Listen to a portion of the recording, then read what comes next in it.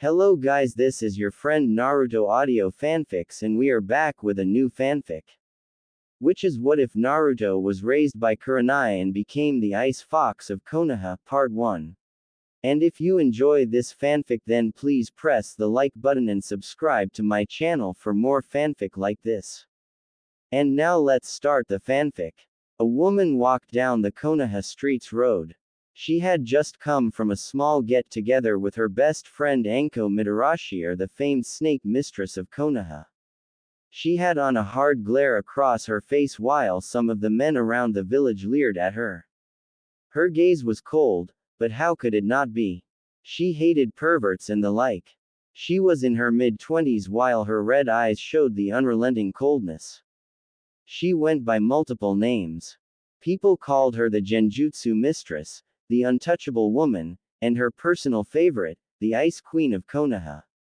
Her name was Kurenai Yuhi and she was currently walking back to her apartment. She ignored the glances of the male population while she brushed her hair. Sigh. Why did I stay out so late with Anko? Man, she can drink. Now I have a headache, Kurenai said as she rubbed her head. She hadn't really drunk so much as her friend since she was never much of a drinker to begin with, but she still felt the after effects of the alcohol. Kurenai continued to walk towards her apartment while mentally cursing Anko for persuading her to go for a drink with her, but those thoughts were immediately put to rest when she saw a multitude of people come out of a dark alley. She might have been slightly drunk, but even she could get serious even if she was under the influence of alcohol. Kurenai raised an eyebrow as she saw them run away fast, but she also saw that they had weapons in their hands. Kurenai, being curious, walked into the dark alley and after a few seconds she widened her eyes. She saw a blond boy around the age of 6 on the ground with his body torn and beaten. Kurenai narrowed her eyes as she carefully flipped him over and slowly checked his pulse.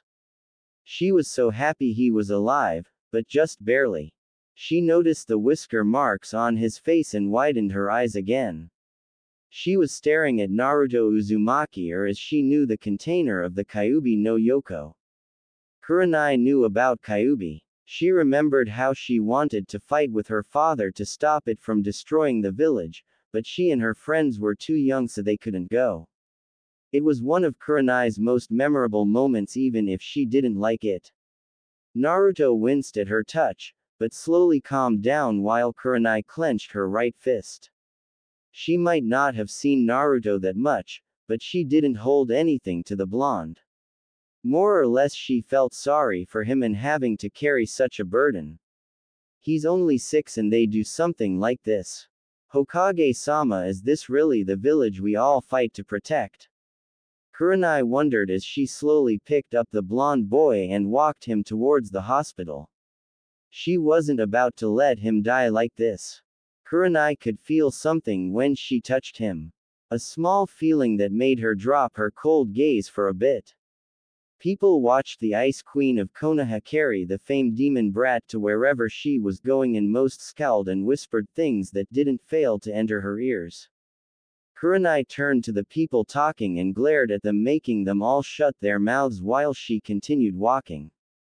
Some people wanted to smack the demon brat out of her hands, but people knew that she might have been a chunin. But Kurenai was quickly gaining a reputation even with amongst the Jonin shinobi, so all the civilians backed off and allowed the woman to run towards her destination. Somewhere else. He was known as a lot of things. He was called the god of shinobi, the professor, and besides the Nadaime Tsuchikage, he was the oldest Hokage in office to date. His name was Sarutobi Hiruzen and he was walking down Konoha's streets enjoying a nice walk. He was on his way to Naruto's house to check up on the blonde. Sarutobi wondered what he was up to and simply decided to surprise Naruto with his arrival. Hiruzen continued to walk as he greeted the citizens of Konoha before he heard a yell along with a sharp rise in key. "What do you mean you won't help him?" Someone yelled and Sarutobi turned around to see the noise came from the hospital that Konoha was slightly famous for. Wondering what the problem was, Sarutobi walked towards the building and hoped that whatever happened he could resolve it peacefully and with no conflicts. He entered the door and saw Kurenai at the front desk, and he was about to intervene before he looked a little lower and saw the Genjutsu mistress holding a beaten Naruto in her hands. Sarutobi widened his eyes and quickly ran to the front desk, surprising both the receptionist and Kurenai at the same time. Naruto-kun, Sarutobi said as he looked over the passed-out blonde's bruises and injuries. Sarutobi narrowed his eyes and his ki completely suppressed Kurenai's, making all the staff members drop their things. Get him a doctor right now, Sarutobi ordered, and knowing how people were with the Hokage, the receptionist quickly agreed, and immediately a small team of medical nin took the blonde and started to heal his injuries while Kurenai and Sarutobi sat near the window to make sure no one tried anything with Naruto, which Sarutobi knew might happen, while Kurenai had a woman's hunch that it could happen. As they watched the medics work on Naruto, Sarutobi leaned forward and rested his chin on his arms while looking at the blonde. What happened, Kurenai? Hiruzen asked, making his voice strangely calm, but Kurenai knew better. She could tell that Sarutobi was angry and he was ready to lash out at the first thing that he directed his gaze on. Meanwhile, Kurenai narrowed her eyes and sat in an upright position as she felt the alcohol leave her body, with her becoming more and more sober. I don't know it all, Hokage-sama. I saw about 10 people come out of a dark alley and they ran off immediately. I thought it was strange, so I investigated and saw Naruto on the ground beaten. I rushed him to the hospital.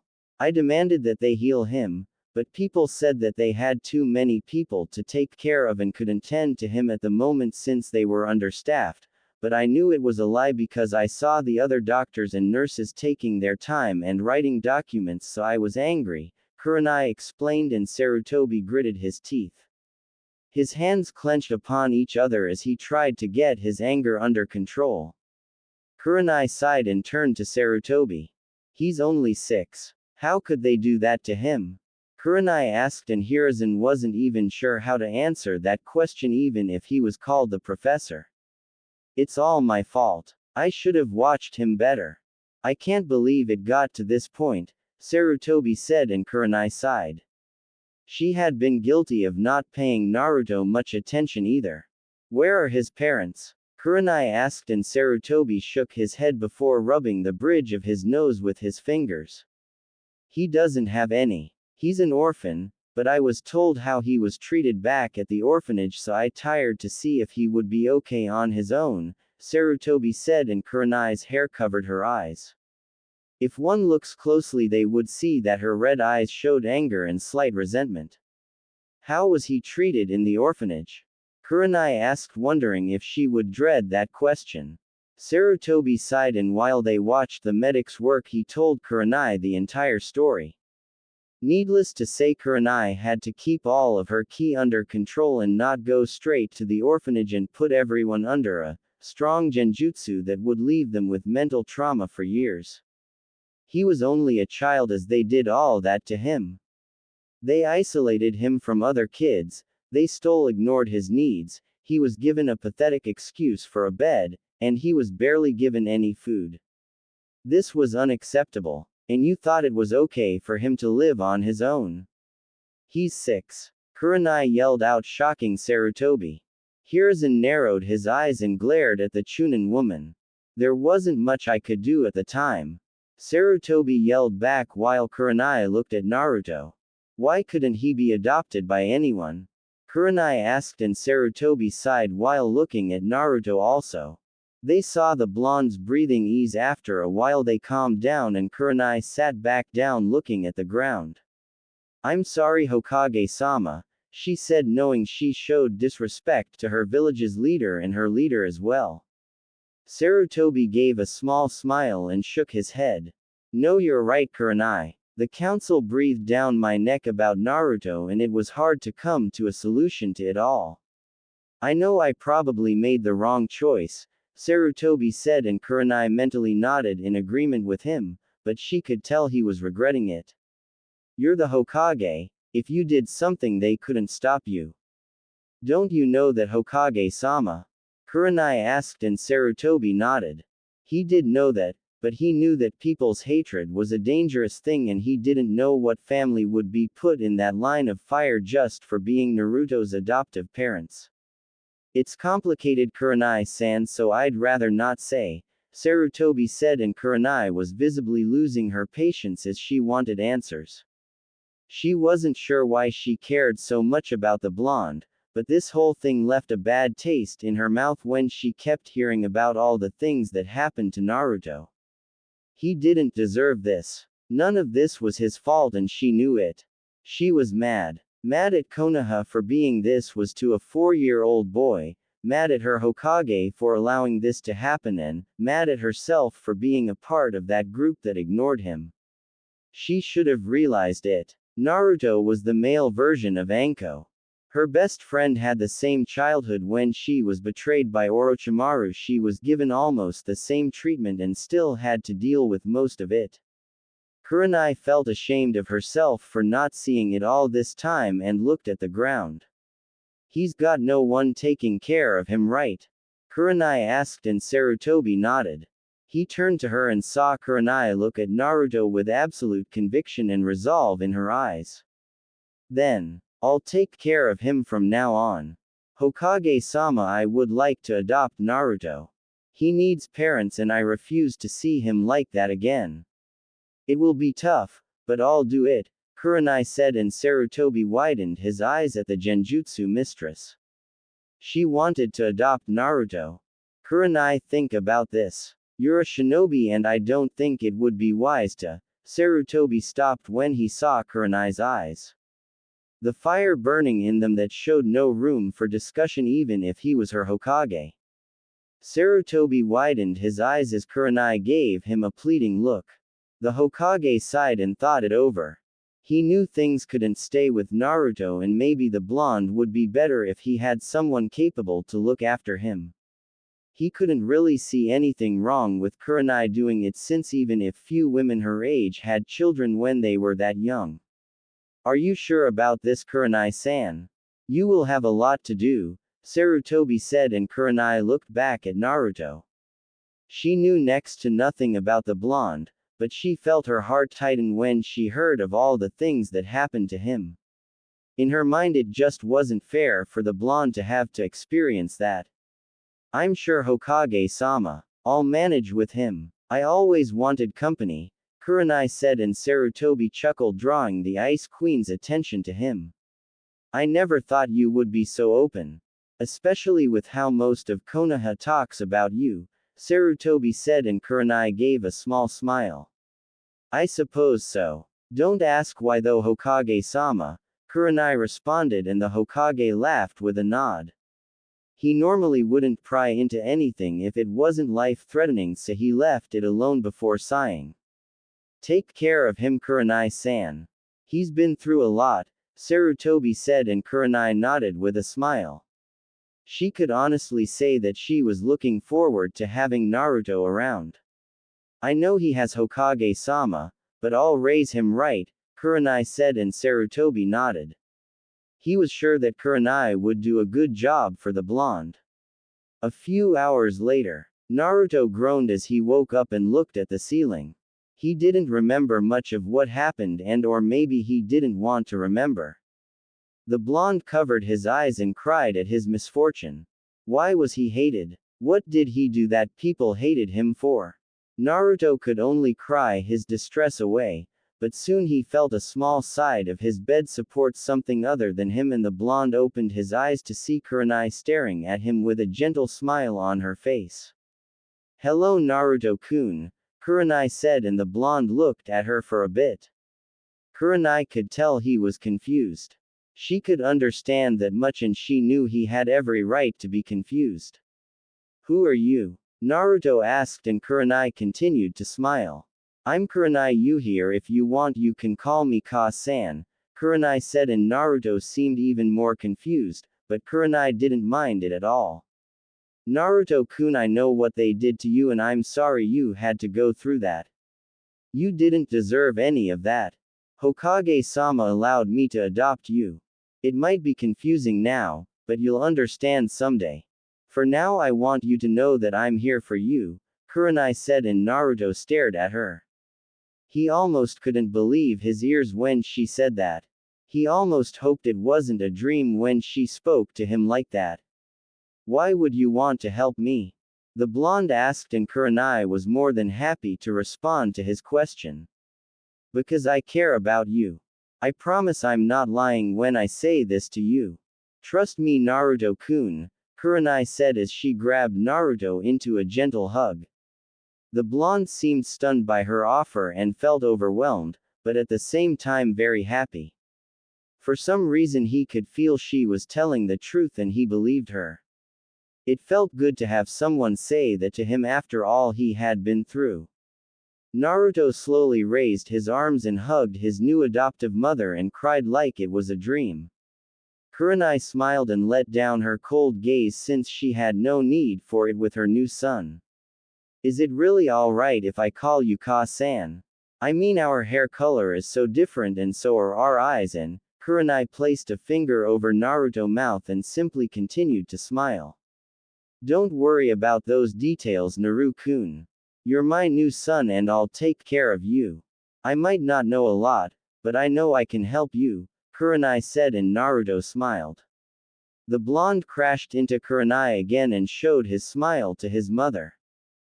Ka-san, thank you, Naruto said, and Kurenai smiled again. It warmed her heart to see Naruto so happy for a change. Alright then, you get some more sleep. I'll be right in that chair if you need or want me, Kurenai said as she took a chair near the window. Naruto yawned and went back to sleep while Kurenai turned out the lights. She slowly drifted off to sleep also as she folded her arms around her body and plopped on leg over the other in her chair. 2 days later, Kurenai shook Naruto awake and the blonde groaned as the sun shined on his face while Kurenai took in his appearance. So much happened last night, but she didn't care at all. Wake up, Naruto-kun. It's time to go, Kurenai said, and the blonde slowly opened his eyes. He turned to see his adoptive mother in front of him and Naruto smiled as he yawned. Good morning, Ka-san, Naruto said, and Kurenai nodded. Good morning, Naru-kun. Are you ready to leave? Kurenai asked, and Naruto nodded. He had spent the last 2 days resting his body and it amazed Kurenai that he was already better, but she knew it was from Kyuubi and its healing abilities. Yeah, Ka-san, I'm ready to leave Dadbao, Naruto said, and Kurenai raised an eyebrow at the last word, but it seemed to be kind of cute so she didn't mind it at all. Alright then, let's get you signed out, Kurenai said as she took her son's hand and the two left the hospital room. Naruto was more than happy to leave the hospital as he had always hated it there. He felt that they were always out to get him, but he felt much better with Kurenai with him. After signing her son out, Kurenai took Naruto through the village and almost immediately they drew attention as most of Konoha went wide-eyed. They saw Kurenai, the Genjutsu mistress and ice queen of Konoha, holding the demon's hand with a sure smile on her face. People were stunned at the scene. Some women called Kurenai a demon lover, but it didn't matter at all to the woman. She was happy with her new son. Naruto felt the stares on them and it unnerved him slightly as he unconsciously moved behind Kurenai as if he was trying to hide, making the Genjutsu mistress smile. Naru-kun, what are you doing? Kurenai asked and the blonde gave an embarrassed smile. Everyone's staring at us, Ka-san, Naruto said, and Kurenai nodded, but she didn't care. Not in the least of what people thought before she smirked. So you care about what they think instead of being with me? Kurenai asked and Naruto panicked. No, Ka-san, it's just sort of weird, Naruto said, and Kurenai nodded. Well, it won't matter soon. 'Cause you'll be with me from now on, Kurenai said, and Naruto couldn't help but agree with her. Soon Kurenai's first test came up as Ajanan narrowed his eyes at her and stepped forward. Kurenai and Naruto stopped in front of the man as the Ice Queen narrowed her eyes at him while he spoke. What do you think you're doing with that thing? The Jonin asked, and Kurenai's gaze got colder while she tightened her grip on Naruto's hand. The blonde looked at his mother while the citizens of Konoha whispered to each other. One, don't you dare call my son a thing, and two, what I do with my son is none of your business, Kurenai said, shocking everyone who heard her. The Jonin narrowed his eyes even more while Kurenai pushed Naruto a bit more back behind her. Is that all you wanted to ask? Kurenai asked, making the Jonin mentally curse. She then continued to walk as she passed the Jonin without any more conversation. Naruto widened his eyes as Kurenai dragged him away from the scene. Ka-san, you were so cool, Dadbao, Naruto said, making Kurenai smile. That was the only time that someone had complimented her on her intense gaze that she fed people. Thank you, Naruto-kun. Now then, let's head to your new house, then we will get some scrolls so we can get the things from your old apartment, Kurenai told him, and Naruto nodded, so Kurenai quickened the pace. After 15 minutes of walking, Kurenai took Naruto to a nice apartment that didn't look rundown at all. It looked brand new actually. Kurenai and Naruto climbed up the stairs and came up to her door. Welcome home, Naruto-kun, Kurenai said as she opened the door. Naruto walked inside and gasped. It was nothing like his old apartment. It was larger, had more than one room, and looked amazing. Naruto thought it might have been a dream had he not been experiencing this for himself. The blonde ran around the room while laughing, making Kurenai giggle. Ka-san, it's amazing. My apartment is nothing like this. Am I really going to be staying here? Naruto asked, making Kurenai chuckle. Of course you are silly. Now then, wait here and I'll get some scrolls, then we'll leave, Kurenai said, walking away while Naruto looked around the room. He was surprised that it wasn't as girly or womanly as he thought it might have been, but Naruto was sort of relieved. He looked around and sat on the couch that was in the living room next to the coffee table. Wow, Ka-san's place is really neat, Naruto said as he sank into the couch. He'd never felt anything so comfortable in his life. Just before he could submit to the softness of the couch, there was a knock on the door and the blonde raised an eyebrow. He wondered if he should answer it or what Kurenai would do. Naruto shrugged his shoulders and opened the door and was greeted to a woman a few inches shorter than his adoptive mother. She was wearing a trench coat and fishnets around her body, and she had pink hair with a dango stick sticking out her mouth. Hey kid, who are you? The woman asked, and Naruto raised an eyebrow. He wasn't sure how to answer that, but luckily he wouldn't have to as Kurenai came back. Naruto-kun, who's at the door? Kurenai asked, only to see her friend at the door in front of her son. Anko, Kurenai said, making Naruto and Anko turn to her. Naruto turned back to the woman and widened his eyes in realization. So her name was Anko. Nai-chan, I came to see you. Who is this little guy? Anko asked, and Kurenai smiled as she knelt down and wrapped her arms around the blonde before smiling towards her best friend. This is Naruto Uzumaki. He's my son, Kurenai said, and Anko nodded. Silence came over the room as the information came into Anko's head. He's what? Anko said, making Kurenai smile with a nod that she wasn't kidding. Anko gasped and looked at Naruto. Nai-chan, this is huge. Are you sure you can handle that? Anko asked, and Kurenai nodded. Of course, Anko. I take care of you just fine on occasion, Kurenai said, making Naruto snicker at the purple-haired woman's shocked face. How did he become yours? Anko asked, and Kurenai told Anko the whole story of how she found Naruto and her talk with the Sandaime Hokage about adopting Naruto, and needless to say, Anko was even more surprised. Whoa, Nai-chan. I didn't know you had it in you, Anko said while Kurenai's eyebrow twitched. The Chunin huffed while Anko smiled at Naruto, making the blonde smile back at her. So if he's your son, then can I be his sister? Anko asked, making Kurenai raise an eyebrow.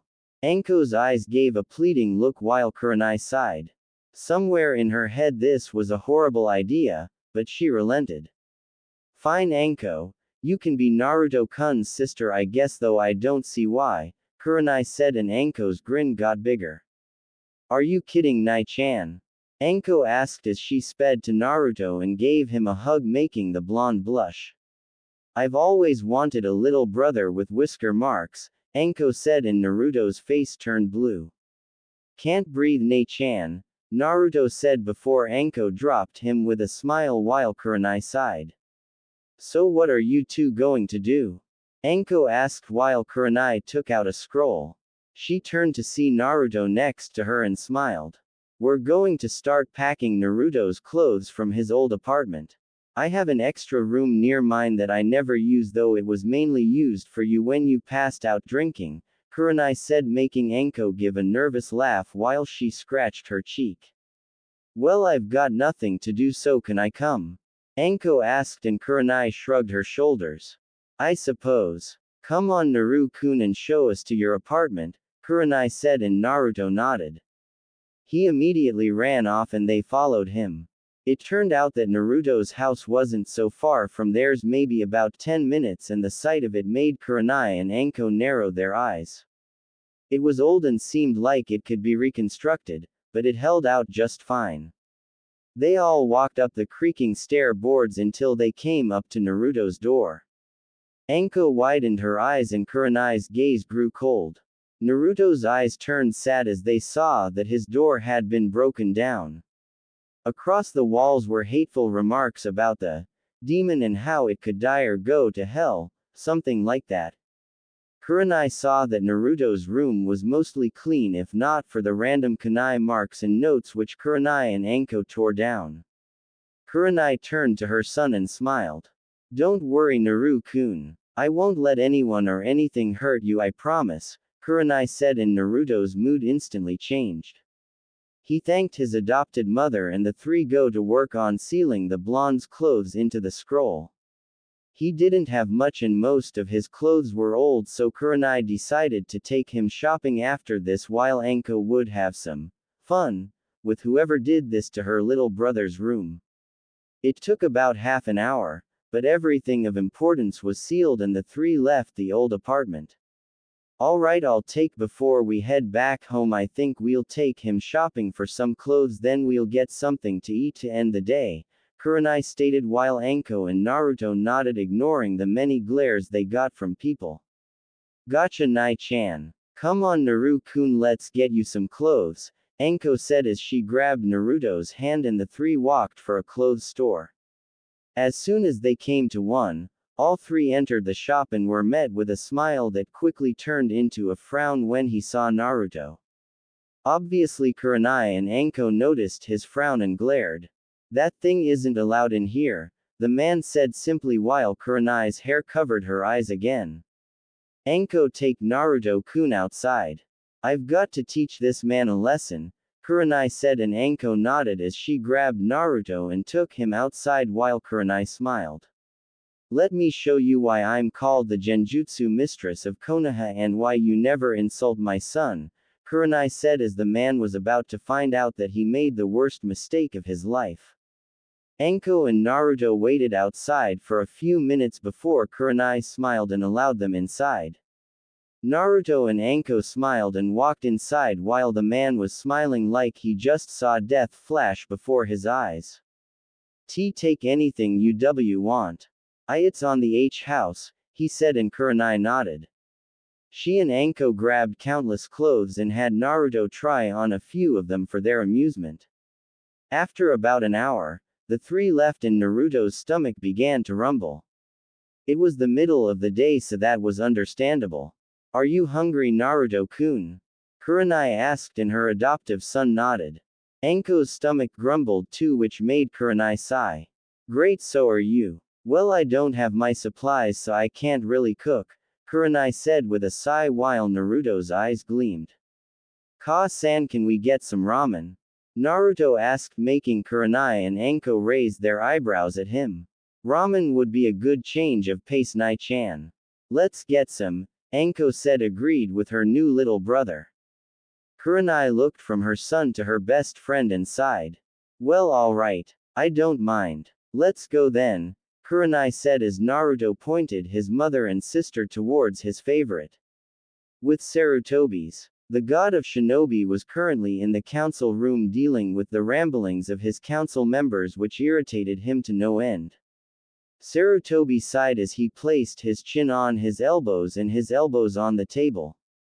Now that this matter is over, what should we do about that blonde brat? A civilian said, making the shinobi side narrow their eyes. They were comprised of all the clans of Konoha. There was the Yamanaka, Inuzuka, Hyuga, Uchiha, Nara, Aburame, and Akamichi. Of these clans were Inoichi, Sume, Hiyashi, Makoto, Shikaku, Shibi, and Shuza. That brat has a name, just so you know, Sume said, growling at them all. I don't care what you call him. The brat is just a brat. Come on, Sarutobi, you know about his problem. We should get rid of him now, a councilwoman said, making Sarutobi narrow his eyes. That's Hokage-sama to you, and you won't do anything to Naruto-kun, Sarutobi said, making Sume and Makoto smile. Maybe I could adopt, Sume started, but was stopped by Sarutobi's old teammate, Koharu Udatane.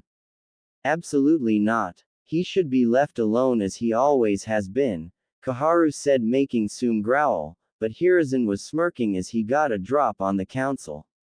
Besides Sume-san, it hardly matters now, Sarutobi said, turning everyone's attention to him, making Makoto and Sume raise an eyebrow. What do you mean, Hokage-sama? Makoto asked, interested in hearing what their Hokage had to say, and so did everyone else. Even Konoha's old war hawk, Danzo Shimura, was interested in this one. Naruto-kun has already been adopted, Sarutobi said, making everyone widen their eyes, especially the civilian council members. Sume and Makoto seemed more surprised than anyone else. What? Who would adopt that thing? A man said, making Sarutobi glare at him. He's not a thing, and I think the woman who adopted him as her son wouldn't like it if you called him a thing, Sarutobi said, making everyone tense. Hokage-sama who adopted Naruto Uzumaki. I believe we should know this information, Hiyashi said in a stoic form, making everyone nod in complete agreement with him. Alright Hiyashi, since you and the other want to know so badly, then I'll tell you. As of 2 days ago, Naruto Uzumaki was adopted by Kurenai Yuhi, our Genjutsu mistress. All of the paperwork has been finalized by me also, Sarutobi said, drawing gasps from everyone on the council. That woman adopted that brat. Someone said, making Sarutobi nod. We should stop her right now. Another person said before Sume slammed the desk. I don't think so. If she adopted him, then it's fine with me. Kurenai has the support of the Inuzuka clan, Sume said while Makoto stood to her feet. As well as the Uchiha clan, Makoto said to everyone. Most people gulped and dropped the issue since the Uchihas were still quite influential, even if it was only Makoto and her son, Sasuke Uchiha. But, someone started. No buts. Unless you want to fight me, then you'll leave Kurenai and Naruto alone, Makoto said, and Sume backed her up, making Sarutobi chuckle with a nod. Well, if that's all, then this meeting is adjourned, he said, and left while most were still stunned at the news. With Kurenai, Naruto, and Anko. All three were heading back home while Naruto and Anko rubbed their stomach. Naruto wasn't kidding. That Tsuki sure can cook some ramen, Anko said, and Naruto nodded along with Kurenai. It was delicious, wasn't it? Kurenai said, and Naruto tugged his mother's arm. Ka-san, do you think I can be like you and Nei-chan? Naruto asked, making Kurenai and Anko raise their eyebrows. What do you mean, Naruto-kun? Kurenai asked, and the blonde blushed slightly. I want to make you two proud. I want to be a shinobi. Please teach me, Ka-san, Nei-chan, Naruto said as Kurenai and Anko looked at each other. Anko grinned and shrugged her shoulders. It's your call, Nai-chan. He's your son, Anko said, making Kurenai smile. All right, Naruto-kun. We'll train you, but you must work hard and no complaining, Kurenai said, and Naruto's eyes beamed as he hugged his mother. You got it, Ka-san. I'll make you and Nei-chan proud, Dadbao. Naruto yelled as he grinned. Kurenai ruffled his hair while Anko smiled. Things are getting interesting, Anko said, and Kurenai nodded as the three walked off to their homes to prepare for the next day in Naruto's training. Naruto groggily woke up and yawned himself awake. The blonde rubbed his head before he took in his surroundings. The blonde widened his eyes when he remembered the events that happened yesterday. He had just gained a mother and he was more than happy about that. He also got an older sister, and while she was kind of weird, Naruto still liked her nonetheless. He also felt well rested in his new bed that Kurenai gave him. He hadn't had such a good sleep in such a long time, especially in such a comfortable bed like he had. I wonder if Ka-san's up, Naruto said before he smelled something cooking. His stomach grumbled and the blonde gulped as he stood to his feet. He quickly walked to the door and opened it to see Kurenai setting plates while humming a soft morning tone. Naruto smiled at his mother singing and walked close, alerting the Genjutsu mistress to her adoptive son's presence. I see I didn't need to wake you up, Kurenai said, and Naruto sheepishly grinned as he sat at the table. Kurenai followed in suit and placed a glass of fresh milk in front of Naruto. The blonde looked at it, then back at his mother. I thought you might like some Western food for a change, Kurenai said, placing some toast, eggs on the table in front of him. Thank you, Ka-san, Naruto said as he took a fork and started to eat the delicious breakfast in front of him while Kurenai sipped some coffee. She smiled at her son's behavior and wondered how long it had been before he ever had a home-cooked meal. She only had herself and maybe Anko to go by when it came to cooking, but the look of joy on Naruto's face told her that she had done a good job with the breakfast. Naruto looked up from his food to see Kurenai smiling at him, and the blonde blushed as he took a bite of his toast. Ka-san, why aren't you eating anything? Naruto asked, and Kurenai giggled, which made Naruto more confused, but he waited for his mother's reply. I don't eat this early. I just need my cinnamon coffee for right now, Kurenai said, and Naruto wondered what that could have tasted like, but he forgot it after a while and drank his milk, which ended his breakfast. Kurenai watched as her son picked up his dishes and walked towards the sink and started to clean the dishes, which really surprised the Ice Queen while she drank her coffee. Wow, Naru-kun, I didn't expect you to wash the dishes, Kurenai said, and Naruto allowed a smile to come across his face. He turned to his mother and gave her a thumbs up. I had to wash the little bit of dishes I had back in my old apartment, and I want to do what I can to make you happy, even if it's this, Naruto said, placing one clean dish on the counter, making Kurenai smile at her son for not acting like most 6-year-old boys. He knows how to be responsible. Normal boys his age would immediately go outside to play. That's my son, Kurenai thought before getting up and placing her coffee cup in the sink, and Naruto turned to that next. It was then that Kurenai grabbed Naruto into a small hug, which made the blonde pause from washing the dishes. Naruto-kun, when you're done I want you to get dressed in some of your new clothes. We're going to see Hokage-sama today and tell him about your training. Anko will be coming with us also. After we leave the Hokage mansion, we're going to go to the library and start your training with us, alright? Kurenai asked, and Naruto nodded, understanding his mother's words. So on that note, Kurenai released her son and went into her room to go get dressed. Naruto finished the dishes and went into his room also. Naruto rummaged through his closet and looked at all the new clothes he had. He still couldn't believe this, his mother managed to get all this stuff for free yesterday. It really made him wonder what she did, but he didn't care. He was just happy that she cared that much about him to get him these clothes. The blonde put on a black short jeans and a red sleeveless shirt which really reminded him of his mother's eyes. He also wore the black Anbu shoes that his mother got him and checked over his body.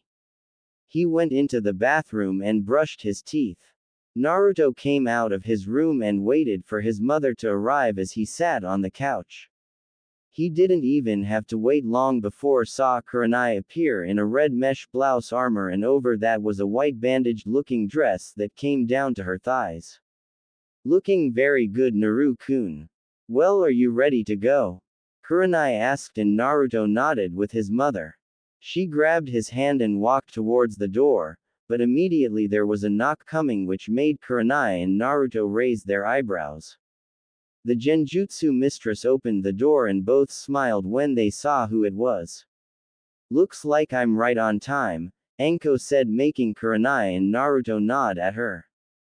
Ka-san and I were about to leave.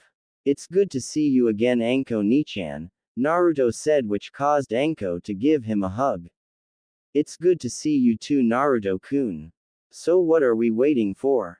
Let's go, Anko said, and Kurenai nodded in agreement with her best friend. Alright then, let's hit the streets, Anko said, grinning like mad, making Naruto chuckle and Kurenai sigh. She wondered how she was going to handle Naruto's growth with Anko being an influence like she was. As they walked through the trees, Anko and Kurenai could feel the glares more than usual, but they still didn't mind. Kurenai ignored them as usual since she was sort of used to being glared at, but for a different reason, while Anko glared right back at people as she twirled a kunai in her hands. Naruto shrunk under the stairs, making his mother and older sister worry about him and see that Anko grinned. Hey Naruto, wanna see a good prank? Anko asked and Naruto instantly gave her the attention she wanted. Kurenai glared at Anko, wondering if she was about to do something that would give her a headache so early. Anko walked up to a civilian man who had been glaring at them and smiled. Hey sir, good morning to you, Anko said while the man narrowed his eyes at Anko's smirk. Naruto felt a prank coming while the man responded. What do you want, demon lover? The man asked and Anko's smile slightly waved while she grew a tick mark on her head. She slowly patted the man on the back and continued to smile. Just wanted to say good morning to you is all, Anko said, walking off, confusing the man as he continued to glare at them. Meanwhile, Anko and the others walked away as she held up 3 fingers to Naruto. 3, 2, 1, Anko counted and immediately the blonde and two Chunin heard a yell and turned around to see a snake slithering around the man's neck, making him yell his lungs out while the other civilians screamed and ran from him before they got bit, which caused Anko and Naruto to burst out laughing and Kurenai to slightly giggle. Anko, nay, that was awesome. I thought he was going to pass out from the shock, Naruto said, making Anko ruffled her little brother's hair. Yep. I have a lot more that I could show you. Don't think you're the only prankster in Konoha, Anko said while Kurenai smiled at them. Anko, Naruto, unless I give permission, don't do that again, Kurenai said while Anko sighed at Kurenai's slightly boring sense. Alright Ka-san, Naruto said, not wanting to upset her. Anko nodded also and Kurenai gave a true smile as they walked towards the Hokage mansion, leaving the screaming masses behind. Hokage mansion. Sarutobi sighed as he went through some of the paperwork that he was doing. It was a gruesome thing that every Kage had to endure, but he still hated it, and to think he could be reading his favorite Ika Ika book. He remembered how many of the council members came into his office yesterday about Naruto being adopted by Kurenai, but he told them that he had filled out the paperwork and made sure that it was safe simply because he always kept it near him. He knew that the group of people who actually liked Naruto was really small and he had no idea who would tamper with the documents, so he always kept them with him, though where no one knew. It was then that he heard a knock at the door and stopped signing documents. Come in, he said, and was slightly relieved to have a break. The old Hokage was then surprised to see Anko, Kurenai and Naruto come through the door. His heart lightened when he saw Naruto smiling at Kurenai before everyone turned to him. Hey Gigi, how have you been? Naruto asked, making Kurenai raise an eyebrow and Anko to snicker at her little brother. Naru-kun, be respectful to Hokage-sama, Kurenai said, and Naruto apologized, but Sarutobi stopped Kurenai. No Kurenai-san, it's alright. He's always called me that and I hear enough Hokage-sama every day, so it's good to not hear it once in a while, Sarutobi said, and Kurenai nodded while Anko smiled. How about Sarutobi-sama? Anko asked, making a suggestion while Kurenai widened her eyes at how easy they were all talking with the Hokage. I don't see a problem with that. Now then, what can I help you three with? Sarutobi asked while Anko turned to Kurenai and gestured for her to proceed. Kurenai stepped forward and turned back to Naruto. Well, Sarutobi-sama, Naruto told us that he wants to be a shinobi, so Anko and I were considering training him, then I would enroll him in the academy when he was old enough, Kurenai stated, and Sarutobi turned to Naruto, who nodded in agreement with everything she said. The Sandaime took a puff of his smoke. Well, I certainly have no problem with him learning anything. Also, it's not like you had to come to me for confirmation. Since you are Naruto-kun's mother, you can train him at your leisure if you wanted, though knowing this is much better than not knowing. Well, is that it? Sarutobi asked, and Kurenai nodded. Well, that's good, but you really shocked everyone, Kurenai. If you saw how many people protested to you adopting Naruto-kun, I'm not sure what you would have done, Sarutobi said, and Kurenai sighed. It doesn't matter, Sarutobi-sama. Naruto-kun is my son and I won't let anyone take him, Kurenai said, and the Sandaime nodded with a gentle smile. So let me guess, Anko, you wanted a part in this also, Hiruzen said, and Anko chuckled. Yep. He's my little whisker-faced brother, Anko said, making Sarutobi sigh. He then turned to Naruto and watched the blonde laugh with his family. At least he's happy, Sarutobi thought before he heard another knock on the door. The Hokage sighed while Kurenai, Anko and Naruto turned their attention to the door. Come in, Sarutobi said, and the door opened, to which Naruto saw a man in his mid-20s just like Kurenai. His grayish hair and his Konoha headband covering one of his eyes. Hokage-sama, you wanted to see me? The man asked with a lazy expression. Kurenai and Anko rolled their eyes at his lazy attitude while Naruto tugged Kurenai's arm. Ka-san, who's that? Naruto asked, pointing to the man, and Kurenai narrowed her eyes as the man looked at her son. That man is the biggest pervert, Naruto-kun. He is Kakashi Hatake and he reads weird books. It's best if you avoid him, Kurenai said, making Naruto glare at the man. Kakashi sighed as he rubbed the back of his head with an eye smile. Come on, Kurenai, don't say that. You'd enjoy it too if you read it, Kakashi said, to which Kurenai glared at him coldly, making the Jonin sweat drop. Okay, I guess not, he said while Kurenai glared at Kakashi. Meanwhile, Naruto tugged Anko's trench coat, making the purple-haired woman kneel down to her brother as Naruto whispered into her ear. Does Ka-san have something against Kakashi? Naruto asked, and Anko smirked as she watched the exchange. Not that I know of, but she just acts that way with all perverts. It's not just Kakashi though, you know, Naruto, if you want to be like Kurenai then you should adopt her gaze also. Your blue eyes are the perfect form of coldness just like Kurenai's, Anko whispered, making Naruto widen his eyes. He looked up at his mother's glare and mentally told himself that he would try to glare like that someday. The cough from Sarutobi stopped Kurenai's glare and Kakashi passed Kurenai. Naruto and Anko then bowed before his Hokage. Kakashi, why did you fail another team? Sarutobi asked, and Kakashi narrowed his eye.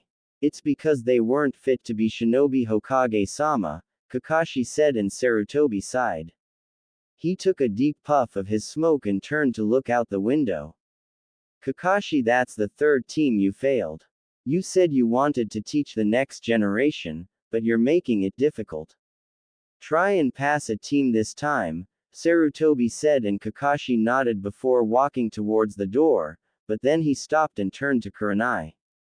Well, Kurenai, congratulations on adopting Naruto. I guess despite your title as Konoha's Ice Queen you are quite soft, Kakashi said with a chuckle while Kurenai narrowed her eyes. At least Ka-san isn't a pervert jonin, Naruto suddenly said, making Kurenai widen her eyes and Anko snicker. Kakashi raised an eyebrow at the blonde while Naruto glared coldly at him. Kurenai giggled as she looked at her son's glare. He's not bad. That glare would make any normal kid flinch, Kurenai thought before Naruto grabbed her hand. Come on, Ka-san. You and Anko ne said you'd train me, so let's go, Naruto said, running out the door while holding Kurenai and Anko's hand.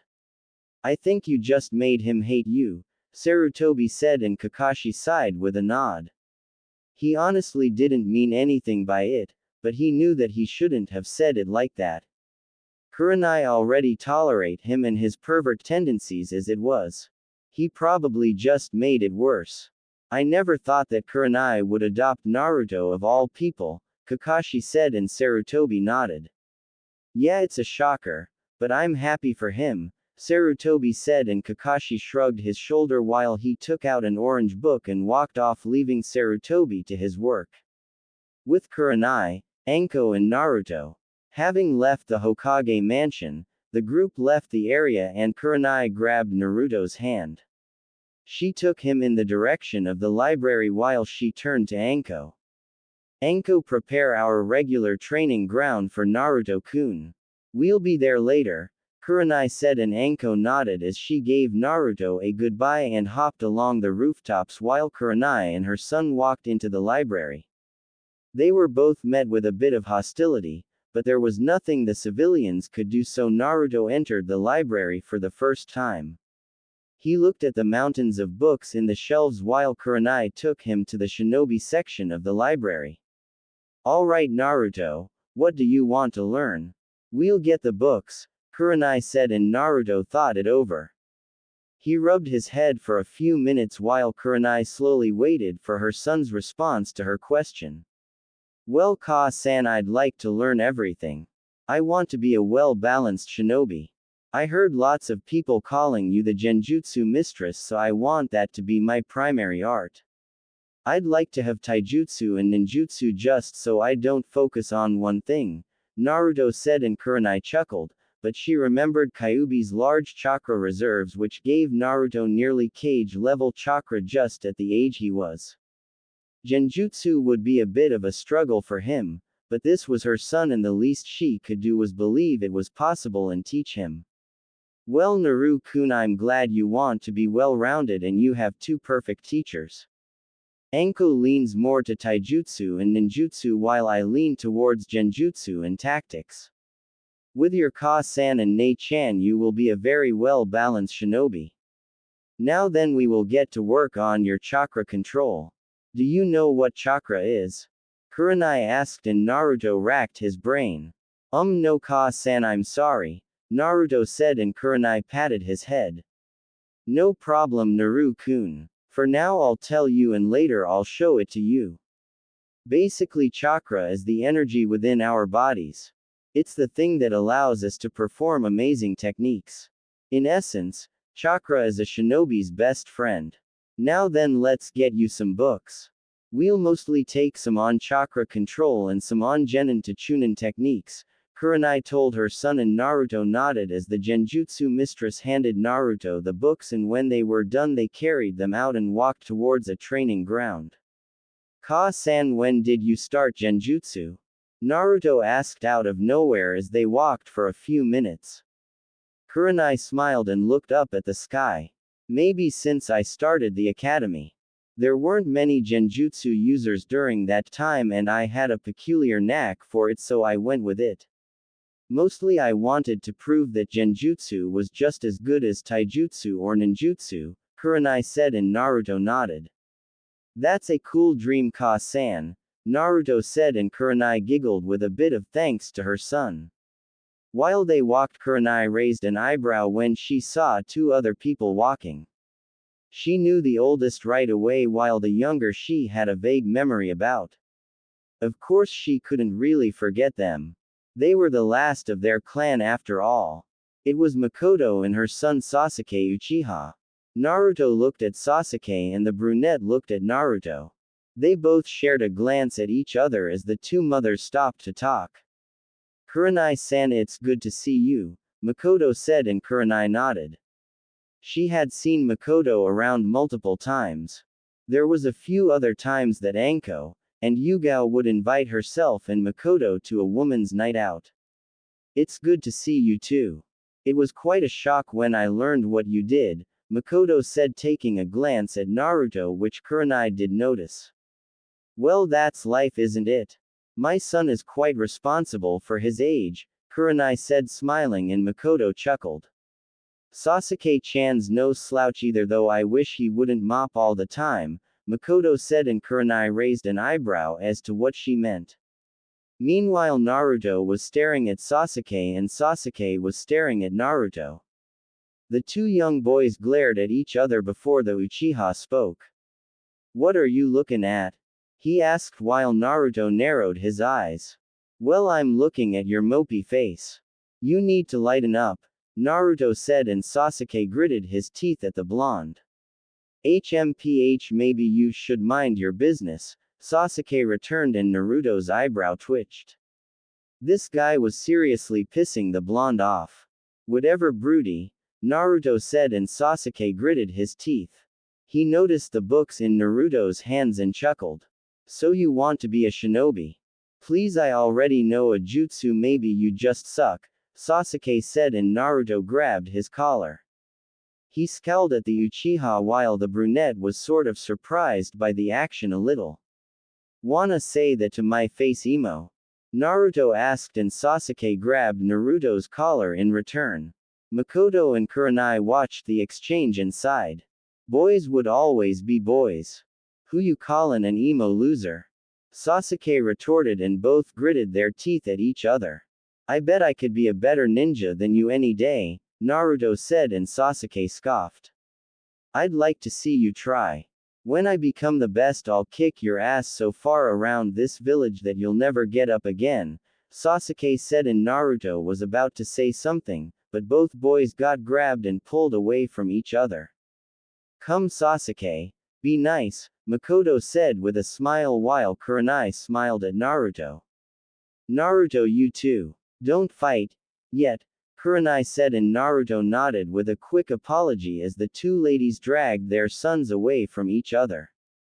Hey loser, I intend to win that bet. You better be up to it. Sasuke yelled across the streets, and Naruto gave a hidden grin. Just be prepared to lose when I beat you to a pulp datbao. Naruto yelled, and he could have sworn that he saw Sasuke smirk. Meanwhile, Sasuke grabbed his mother's arm and quickly shot off for the Uchiha compound. Makoto was surprised at her son's strength in his grip as he pulled her along. Sasuke, what's gotten into you? Makoto asked, and Sasuke turned to her. Come on, Ka-san, we're training. I'm not letting that loser pass me, Sasuke said as he continued to drag his mother back to the compound, and Makoto saw a smile across his face. I'll have to thank Naruto-kun for that someday, Makoto said in thought as she ran with Sasuke to give him the training he wanted from her. While that was going on, Kurenai and Naruto entered the required training ground as they walked through the trees. Ka-san, train me hard or I'll never beat that Tem, Naruto said, and Kurenai giggled with a simple nod. That's fine and all, Naruto-kun, but don't forget that you must also train for yourself. To improve and exceed your limits as a shinobi, Kurenai told him, and Naruto nodded. I understand, Ka-san, Naruto said, and Kurenai nodded. They soon entered a lush field with a pond in the center of it.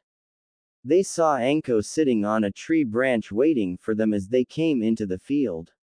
Anko-ne, we're here, Naruto yelled, and the snake mistress smiled with a somersault to the ground. Alright, I was almost tired of waiting. Now then, Nai-chan, what shall we do to help him with first? Anko asked, and Kurenai put the library books on the ground. Before we start anything, I think we should start Naruto-kun on some chakra control exercises. Maybe 2 hours of that, then we'll go into the basics for taijutsu, which should be for an hour, then another hour for ninjutsu, and we'll end the day with him reading about genjutsu, Kurenai told her friend, and Anko nodded. She turned to see Naruto staring at them and nodded. Alright then, Nai-chan. If I remember, you have a mission with some other chunin in an hour or so, right? Why don't you go and I'll take care of Naru-kun? Anko said, and Kurenai sighed. She knew Anko was right. It wasn't a mission that was long, it was just babysitting a prince for about half the day for some country. Alright, I guess I'll go. It shouldn't be long. Naruto-kun, listen to your sister and you'll learn a lot. For now I have to go do a mission, alright? Kurenai asked, and Naruto nodded. Alright, Ka-san. Be safe, Naruto said, and Kurenai responded with a light kiss on his forehead before she jumped to the trees and left the two alone. Well, I'm in your care, Anko-ne, Naruto said, making the snake mistress smile. Alright, Naru-kun. Kurenai wanted to start on chakra control. We will begin with a simple exercise. Simply balance this leaf on your forehead with nothing but chakra. It will take a while, but I know you'll get it. Just like this, Anko said, placing the leaf to her head as she sat in front of Naruto. The blonde watched the leaf stick, and it stayed on her forehead for about 3 minutes before it dropped. A Jonin can keep this up for about 3 hours flawlessly, while Chunin can do it for an hour. Now then, you try, Anko said, and Naruto nodded. He took a leaf and closed his eyes. During his walk with his mother, Naruto was taught how to direct chakra to the points in his body where he needed them. He had gotten lost on a few things, but he could tell what his mother was talking about. So the blonde wasn't entirely confused on the matter. Naruto sighed and slowly tried to channel chakra to his forehead as he stuck the leaf on it. The blonde slowly removed his hand as Anko watched him.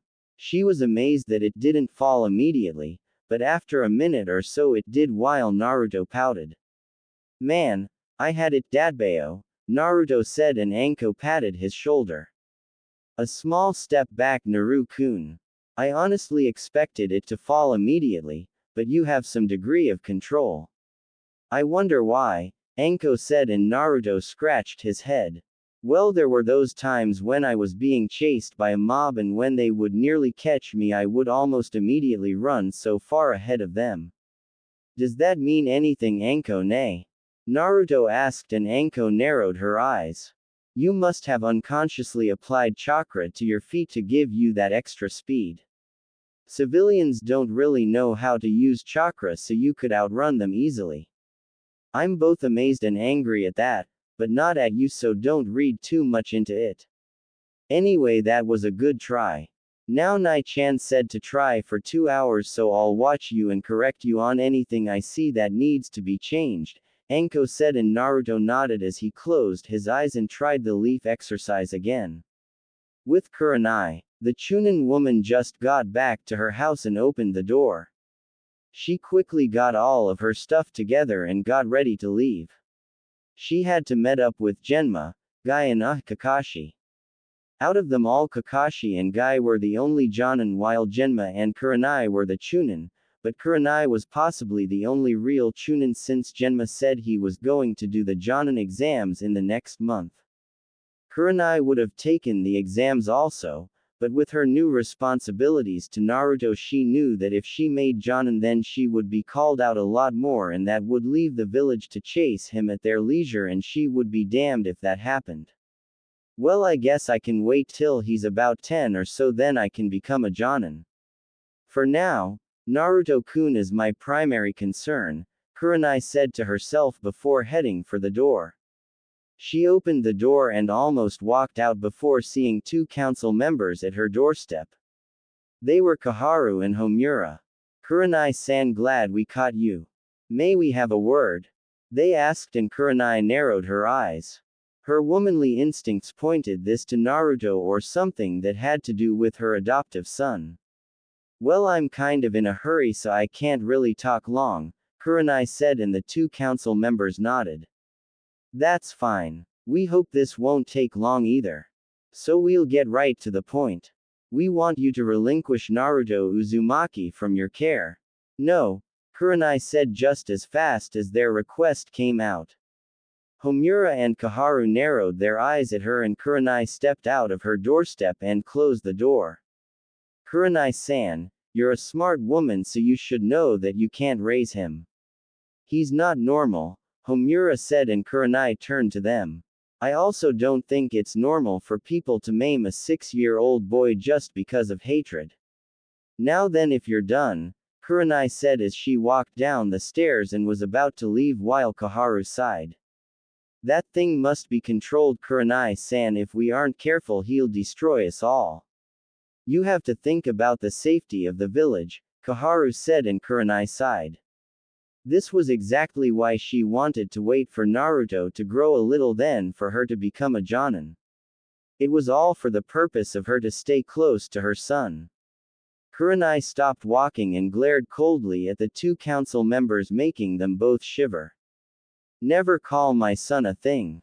He's Naruto Yuhi Uzumaki, and I'm not abandoning him for anything. I'd rather die, Kurenai said as she shunshined away from view. Kaharu and Homura narrowed their eyes and sighed. What do we do, Kaharu? Homura asked, and Kaharu sighed. I don't know. With two clans backing her up, Kurenai and Naruto are virtually untouchable, Kaharu said, and the two council members quickly walked off. Back with Naruto. The blonde sighed and panted while he laid on his back while Anko laughed at him. Naruto had done the leaf exercise down to 3 minutes, which was the optimum requirement for most academy students, so Anko took him to tree climbing, and the blonde's clothes were in tears.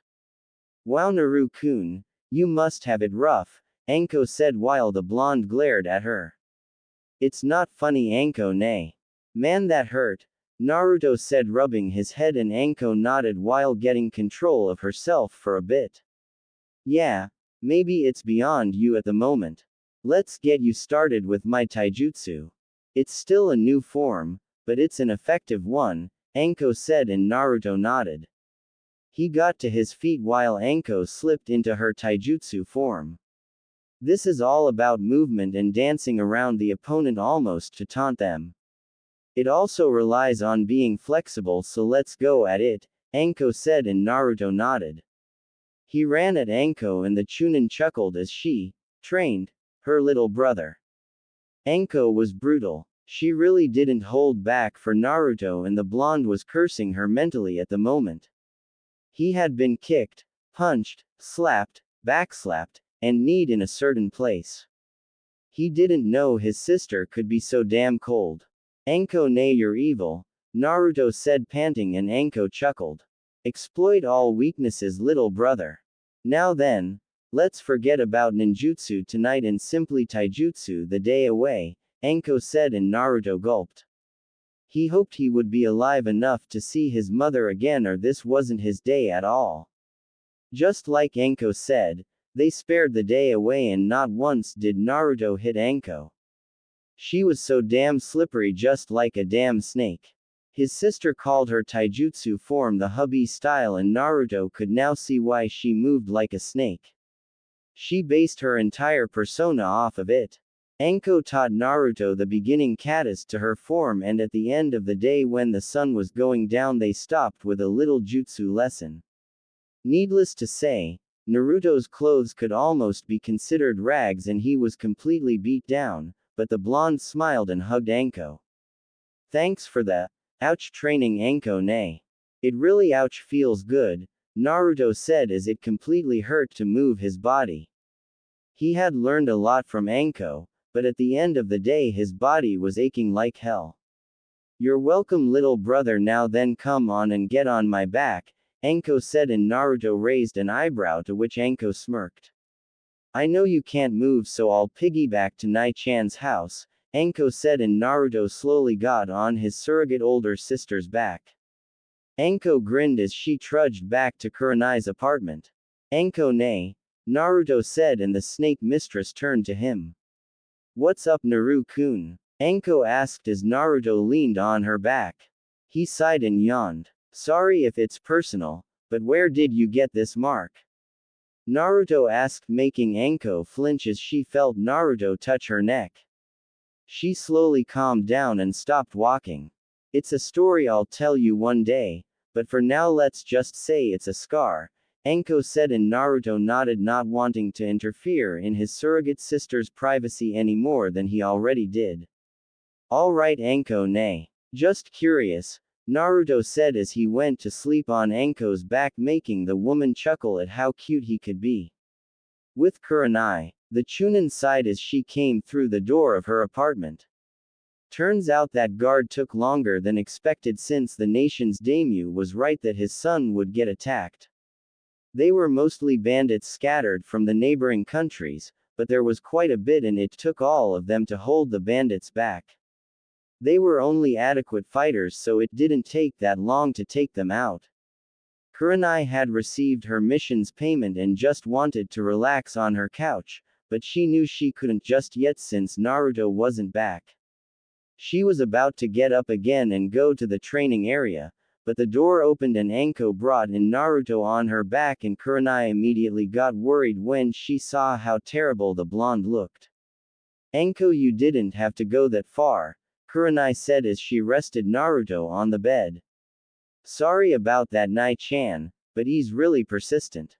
He's gonna really be something in the future, Anko said, and Kurenai nodded in agreement. I guess now would be a good time for me to go to a new rank, Anko said, and Kurenai raised an eyebrow. I'm gonna help you take care of him. He's my family too, Nai-chan, Anko said, and Kurenai sighed. Well, that's all nice and good, Anko, but he needs to be alive for you to help him, Kurenai said, sending her friend a glare while Anko sheepishly chuckled. Kurenai shook Naruto awake and the blonde yawned. Ka-san, you're back, Naruto said, and Kurenai nodded. The mission wasn't as long as I thought. Well, go to bed, Naruto-kun, you look exhausted.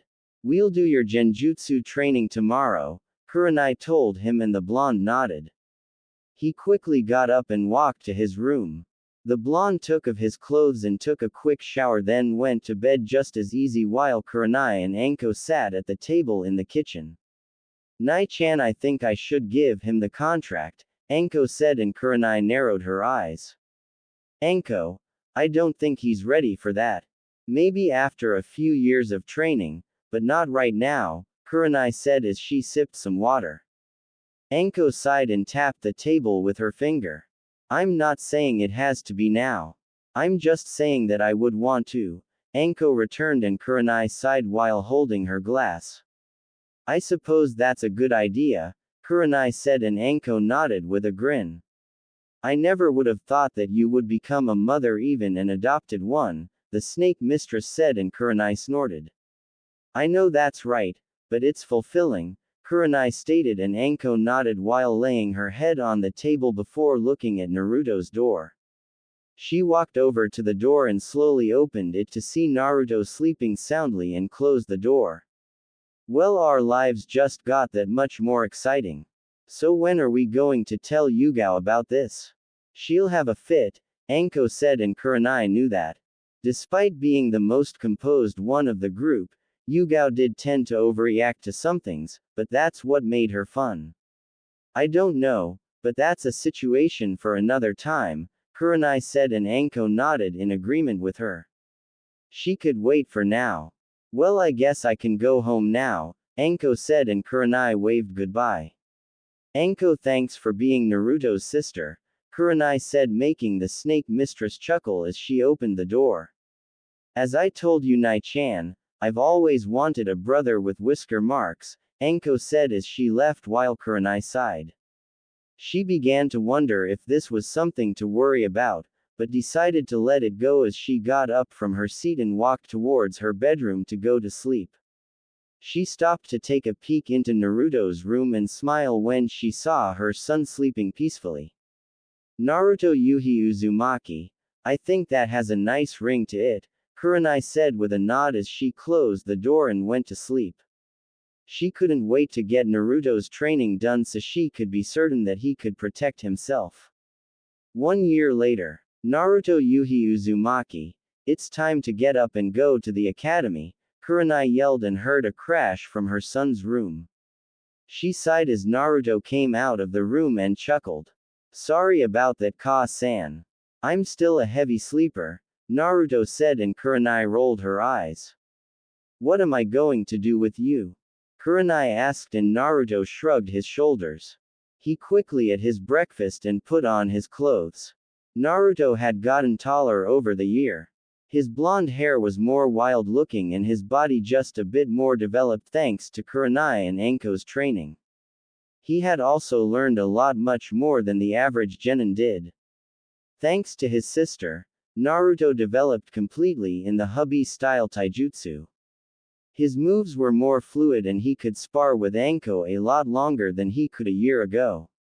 The blonde also gained a few jutsus underneath his belt, and while they weren't his nature he still learned them for the sake of being well balanced. Much to Kurenai's happiness and relief, Naruto, with time and chakra control, was able to use genjutsu. She could only be happy that the whole year wouldn't have to be repeated anymore. That was one of the hardest times she had tried to teach someone genjutsu, and the chakra control Naruto needed was quite large for his age, but as expected of her son he did it all without fail. Kurenai also instilled in Naruto her dislike for perverts, and the blonde had the same cold gaze that his mother had. Aside from Sarutobi, Kakashi, Anko, and a few other people, no one knew that Naruto was adopted by Kurenai. She didn't feel the need to keep it a secret, but she thought that it might be best for Naruto if she didn't come completely out with it, not that Naruto minded at all. To everyone else, Kurenai was still the cold, untouchable woman that she always was, but in front of Naruto she was the nicest woman around. Kurenai was still a chunin and wanted to stay that way for about another year or so just to be sure for Naruto's safety. Anko had been promoted to Tokubetsu Jonin and started to work in the interrogation department with Ibiki, or who Naruto called Uncle Ibiki. Naruto only had a small group of friends, but they were still good friends nonetheless. Sasuke was more of a rival than a friend, but he appreciated having the Uchiha around. He also made friends with the Nara heir, Shikamaru Nara, the Inuzuka heir, Kiba Inuzuka. He was sort of acquaintances with the Aburame heir, Shino, and the Akamichi heir, Choji. He tried to be friends with the Hyuga heir, but she always ended up fainting, so Naruto sort of stopped going at her. Alright, Ka-san, I'm leaving, Naruto said, and Kurenai nodded. She gave him his lunch and the blonde left. Have a good day, Naruto-kun, Kurenai said as she looked out the window and saw Naruto running for the school. I guess I can take the Jonin exam soon. I heard Makoto would be a Jonin sensei. I wonder if I should be one also, Kurenai thought as she sipped her coffee. Soon there was a knock on her door and the genjutsu mistress opened it. Hey Nai-chan, Anko said, coming in, and Kurenai waved. Is Naru-kun gone? Anko asked, and Kurenai sighed with a nod. Well, he'll be fine though. Nai-chan watch the academy. Who knows what they'll try with Naru-kun, Anko warned, and Kurenai took that warning to notice. I know, that's why I told one of the chunin who knows Naruto. He's Iruka Yumino. He'll watch Naruto-kun for me and report to me if anything happens that looks weird, Kurenai said, and Anko nodded. Then send them to me and I'll make them straighten up, Anko said while Kurenai chuckled. Your definition of straightening up is very twisted, Anko, Kurenai retorted, and Anko scoffed. How mean, Nai-chan, Anko said, and Kurenai giggled before she went to get dressed also. She had a long day of missions to do with Anko and now was the perfect time to get them done. She also couldn't wait to give Naruto something very special. So Anko, do you think he'll like it? Kurenai asked, and Anko nodded. I know he will, Nai-chan. With it he'll be quite the ninja. I can't wait to see people's reactions, Anko said, and Kurenai nodded in agreement with her. Her son would really be quite the shinobi. She could attest to that after all. Naruto walked sighed as he walked through the door of the academy. It was his first day to the school in order for him to make his mother proud and become a shinobi. He had made his friends prior to the academy, so this would be the first time that he would be seeing them all. I guess I'll get a move on, Naruto said as he came up to his room. Naruto opened the door, but he was surprised when he saw no one was there. He was probably the first to arrive to the class, so the blonde chose a seat near the window and stayed there as he waited for other people to arrive. It had been over 45 minutes for Naruto, making the blonde narrow his eyes, but then the door opened, making Naruto jump. He turned to see Sasuke come through the door. Naruto was more than happy to have someone in the room with him and grinned. "Hey Tem, how are you today?" Naruto asked in a smug way while Sasuke grinned at his rival. He'd been training with him mother a lot before the academy just so he could kick Naruto's ass one day and prove he was the best between them. "Hey loser. So it looks like we're the first to arrive," Sasuke said, making Naruto nod in agreement with him. Sasuke sat in a seat row below Naruto and took out a book about shuriken techniques. Naruto seemed vaguely interested in the book, but he pulled out his own book, which was entitled, Chunin Chakra Control Exercises. The two boys spent their time waiting for everyone to arrive and simply sat in silence as they read through their books. With Kurenai. Inside the mission room was Kurenai, Asuma and Genma. The three were standing in front of their Hokage waiting for their mission to be given to them. Kurenai had taken a small leave to watch Naruto the past year, so now she wanted to earn more experience so she could start becoming a Jonin. "Alright, I'm glad you could all make it. Your mission is to guard supplies that are being shipped to our daimo's location. It might be targeted by thieves. You're to leave in the next 15 minutes, Sarutobi said, and everyone nodded with their individual bows. "Yes, Hokage-sama," they all said as they started to leave. "Ah, Kurenai-san. Please stay behind," Sarutobi said, making Kurenai raise an eyebrow, but she nodded and closed the door. "Yes, Sarutobi-sama," Kurenai asked, making it known that she would only say that when they were alone, which Sarutobi didn't mind at all. He really rather welcomed it, to say the least. "Well, Kurenai-san, I know you had Naruto-kun start the academy, and I just want you to know that until today I had made the council swear not to talk about Naruto-kun's adoption. I figured your life and his life would be made easier like that, but now it will be public knowledge. I just want to know if you're prepared for that," Sarutobi said, and Kurenai smiled. "It's alright, Sarutobi-sama. I have Anko watching the place when she's not busy, and we haven't been idle with Naruto-kun either. Granted, he's only about genin level at the moment, he can still be quite the shinobi when he wants to.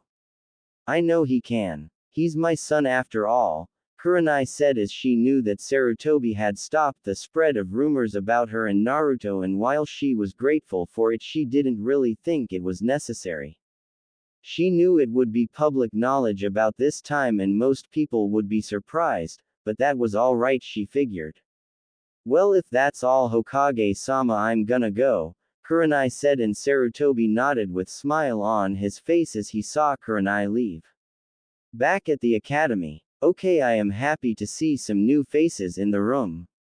I know we will have a good year as we prepare you for your first step to becoming shinobi," Iruka said, making all the kids smile and slightly cheer. It had been a while, but Naruto and Sasuke had seen everyone else come in and calmly waited for the teachers. Seeing most of his friends, Naruto gestured for them over to his seat, which came to be Shikamaru sitting next to Naruto while Kiba was next to Shikamaru. Above Naruto was Shino, Choji, and Hinata. Right below the blonde was Sasuke, and a new face that the blonde had never seen before, which was Ino Yamanaka. Right next to her was a pink-haired girl who was seethed at the Yamanaka air for some odd reason, to which made Sasuke sigh. "Hey Sasuke, what's up with those two?" Naruto asked, and Sasuke rolled his eyes while glaring at the two girls in question. Who knows? I'm trying to ignore them at the moment, the Uchiha said, and Naruto chuckled at him for sounding like that.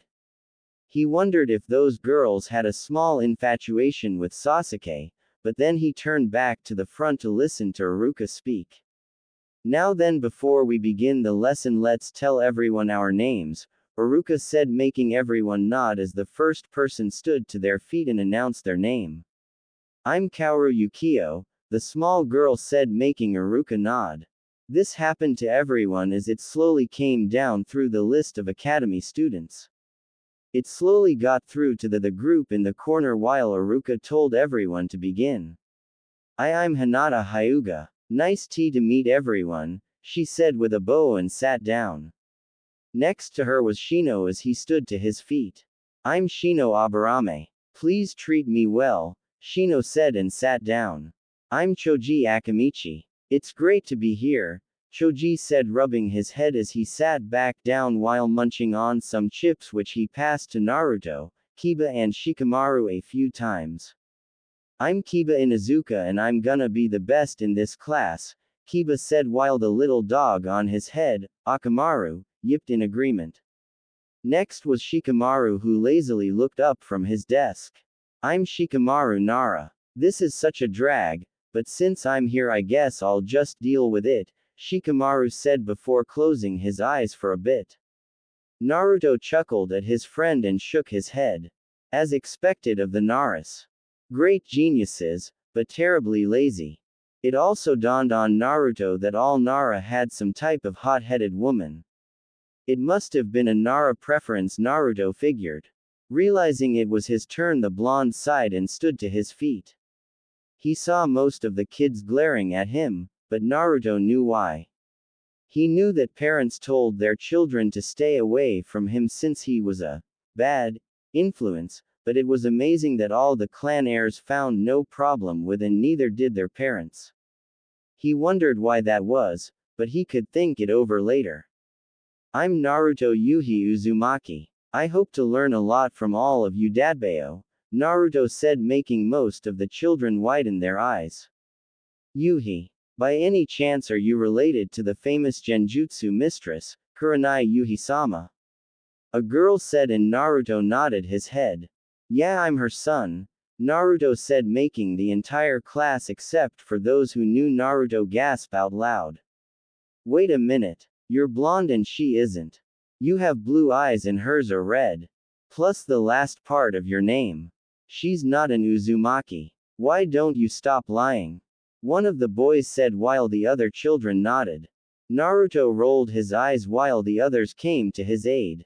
It's true. We've heard Kurenai call him her son and he called her Ka-san.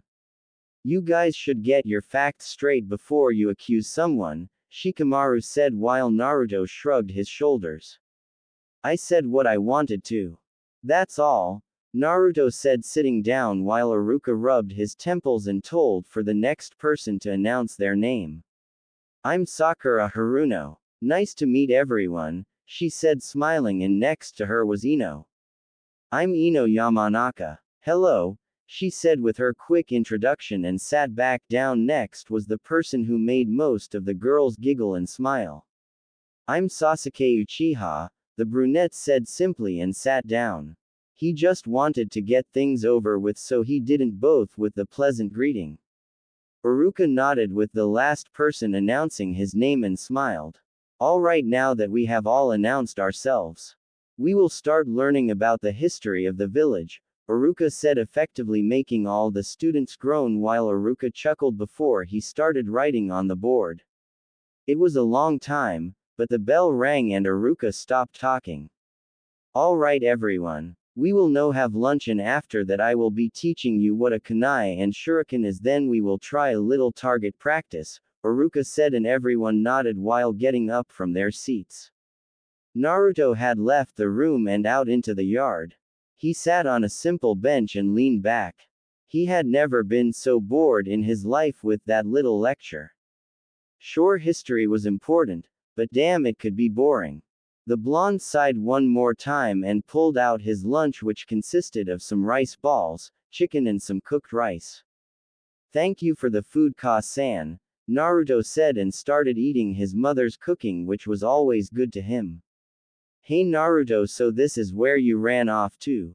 Kiba said, interrupting the blonde as he swallowed his food.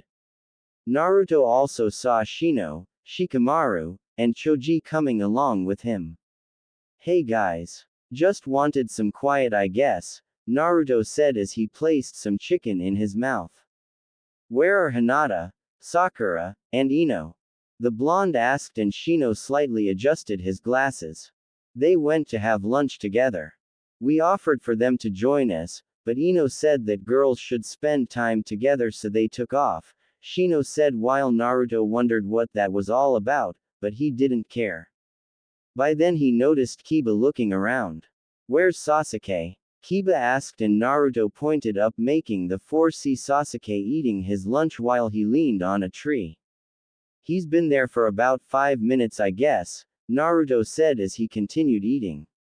Kiba and Shikamaru's sweat dropped, but they all stopped talking and continued on with their lunch break, which was relatively quiet. Behind the academy, it had been 5 minutes since everyone had finished their lunch break, and they were all in the back with a new face alongside Iruka. Alright everyone. This is my partner, Mizuki. Now then, we'll begin the lesson. Can any of you tell me what a kunai is? Iruka asked, and someone raised their hand. A tiny knife that shinobi used to pull off awesome attacks. Someone asked, making Iruka and Mizuki chuckle. That's the generally idea. A kunai is a shinobi's main weapon of choice. There are many things you can learn to do with kunai. You can throw them, use them for traps, and fight with them. The possibilities for kunai are endless. Now then, we will practice throwing them. Who would like to go first? Iruka asked. No one seemed that eager since they never held a kunai before in their life, but someone had to go, so Iruka sighed. Alright then, I'll pick. Naruto, why don't you give it a try? Iruka asked, and the blonde stood to his feet. Sasuke paid special attention to this one as a small grin appeared on his face. Iruka gave Naruto the kunai and pointed towards a target. Naruto nodded, but also didn't miss the small glare he was getting from Mizuki. It made Naruto sigh that even the teachers hated him. Hit the target as best you can, Naruto, Iruka told him. Naruto nodded and mentally thanked Anko for teaching him about kunai and what you could do with them. Of course, she taught him to be creative with them also, which earned her a small smack on the head from Kurenai at the time. Naruto threw the kunai at the dummy target, and it amazed Iruka and even Mizuki that the blonde had such a good execution. The kunai embedded itself in the exact center of the target while Naruto smiled. How is that, Iruka-sensei? Naruto asked, and Iruka nodded. Everyone widened their eyes at Naruto's accomplishment as the blonde sat back down. Kiba leaned next to him and whispered. Where do you learn to do that? Kiba asked, and Naruto grinned. I learned how to throw them a year ago, Naruto said, and Kiba pouted, which followed a small mutter of, show off, making Naruto smirk. Sasuke then rose his hand that he would like to try, and Iruka allowed it. You can do it, Sasuke-kun. Sakura yelled before Iruka shushed her so that Sasuke could concentrate. The Uchiha thanked his sensei before looking back at the target. He had been training with his mother and he knew he had improved. He wouldn't fall behind Naruto at all. Sasuke threw the kunai at the target and it came to the center also. Most of the girls cheered for the Uchiha as he sat down. The entire period went on like this as Sasuke and Naruto tried to one-up each in just about everything. They were rather amusing to watch for everyone else. Before anyone knew it, the day at the academy was over for everyone, with Mizuki asking one last question. So does everyone know what today is? Mizuki asked, and all the students raised their eyebrows before someone stood to their feet. It's the festival day, right? When the Yondaime took down the Kyuubi and saved the village, one of the kids said, making Naruto narrow his eyes. He had known about Kyuubi as when he asked Kurenai and Anko had told him the entire thing. Naruto had been quite depressed that last year, but Kurenai kept telling him that he was nothing like Kyuubi and that he would always be her son, so Naruto eventually got out of it. Today was his birthday, and while no one really appreciated it, there was something good about it. That's right. So enjoy the festival for all it's worth, Mizuki said as he left laughing, but Iruka could hear the disdain in that talk. He sighed and rubbed his head. He'd have to have a talk with Mizuki when he had the chance. Well, on that note, class is over everyone. Enjoy the festival and someone's birthday, Iruka said, making all the kids nod as they ran out the door as they couldn't wait to wear their kimonos and go to the festival. Meanwhile, Naruto got up to his feet and turned to Kiba. Hey guys, wanna get something to eat? Naruto asked, but Kiba shook his head. Sorry Naruto, I've got practice today, Kiba said as he walked out. Everyone followed him, leaving Naruto in the room. The blonde sighed and rubbed the back of his head. Yeah, I was going home anyway, Naruto said to himself as he walked out the room. As he exited the door, Naruto saw Iruka behind the doorway smiling at him. Hey Naruto, are you going home? Iruka asked and Naruto nodded. He gave a small sigh, but Iruka continued to smile. Hey, why don't I treat you to some ramen? I'd like to get to know some of my students, Iruka said, mainly because he was afraid of Naruto getting attacked on his way home while Kurenai was gone, but the blonde didn't seem to pick up on that. Alright Iruka-sensei, I guess we can go, Naruto said as the two walked towards Ichiraku Ramen, Naruto's #1 spot to eat other than what his mother cooked. It was obvious to the two that they were being glared at, mostly Naruto, more than usual. It was a lot more anger-filled than before, but Naruto knew why. Trying to change the mood in the air, Iruka decided to speak. So Naruto, how are you so good with a kunai? You really surprised me, Iruka said, and Naruto slightly smiled. Ka-san taught me. She and Anko-ne have been training me for a year now, so I know a bit, Naruto said, and Iruka widened his eyes. He didn't know that Naruto was being trained by Anko or Kurenai. He did know that Kurenai adopted Naruto, but didn't think she would train him. No wonder he hit the target with that kunai so easily. Wow, well, I can't slack off on you. Sasuke's getting trained by his mother and you're getting trained by your mother. I must say that you're amazing, Iruka said, and Naruto thanked him. After walking for a bit longer, the two came up to the shop and settled inside. Hey Tuki Oji-san, can you get me some ramen? Naruto asked, and the old man behind the counter smiled at his favorite customer. Sure kid, whatever you want today I'll make it for ya, Tuki said, making the blonde's face light up like a small light. Iruka chuckled at him as Tuki brought them 3 bowls of ramen. 2 for Naruto and 1 for Iruka. Eat up, he said, and the two dug in. Naruto instantly slurped up his noodles since he could never do it if his mother was with him. Heck, she wasn't afraid to hit him on the head for slurping his food. Iruka merely chuckled at him and he continued to his own bowl while he watched Naruto eat his food. The two ate in relative silence and simply enjoyed their food. They didn't talk about much except for being glad to know that the other would be teaching. When all was said and done, Iruka left Naruto alone and the blonde walked off. He had nothing to do since his mother was gone, so he decided to head home and get some rest before Anko came home.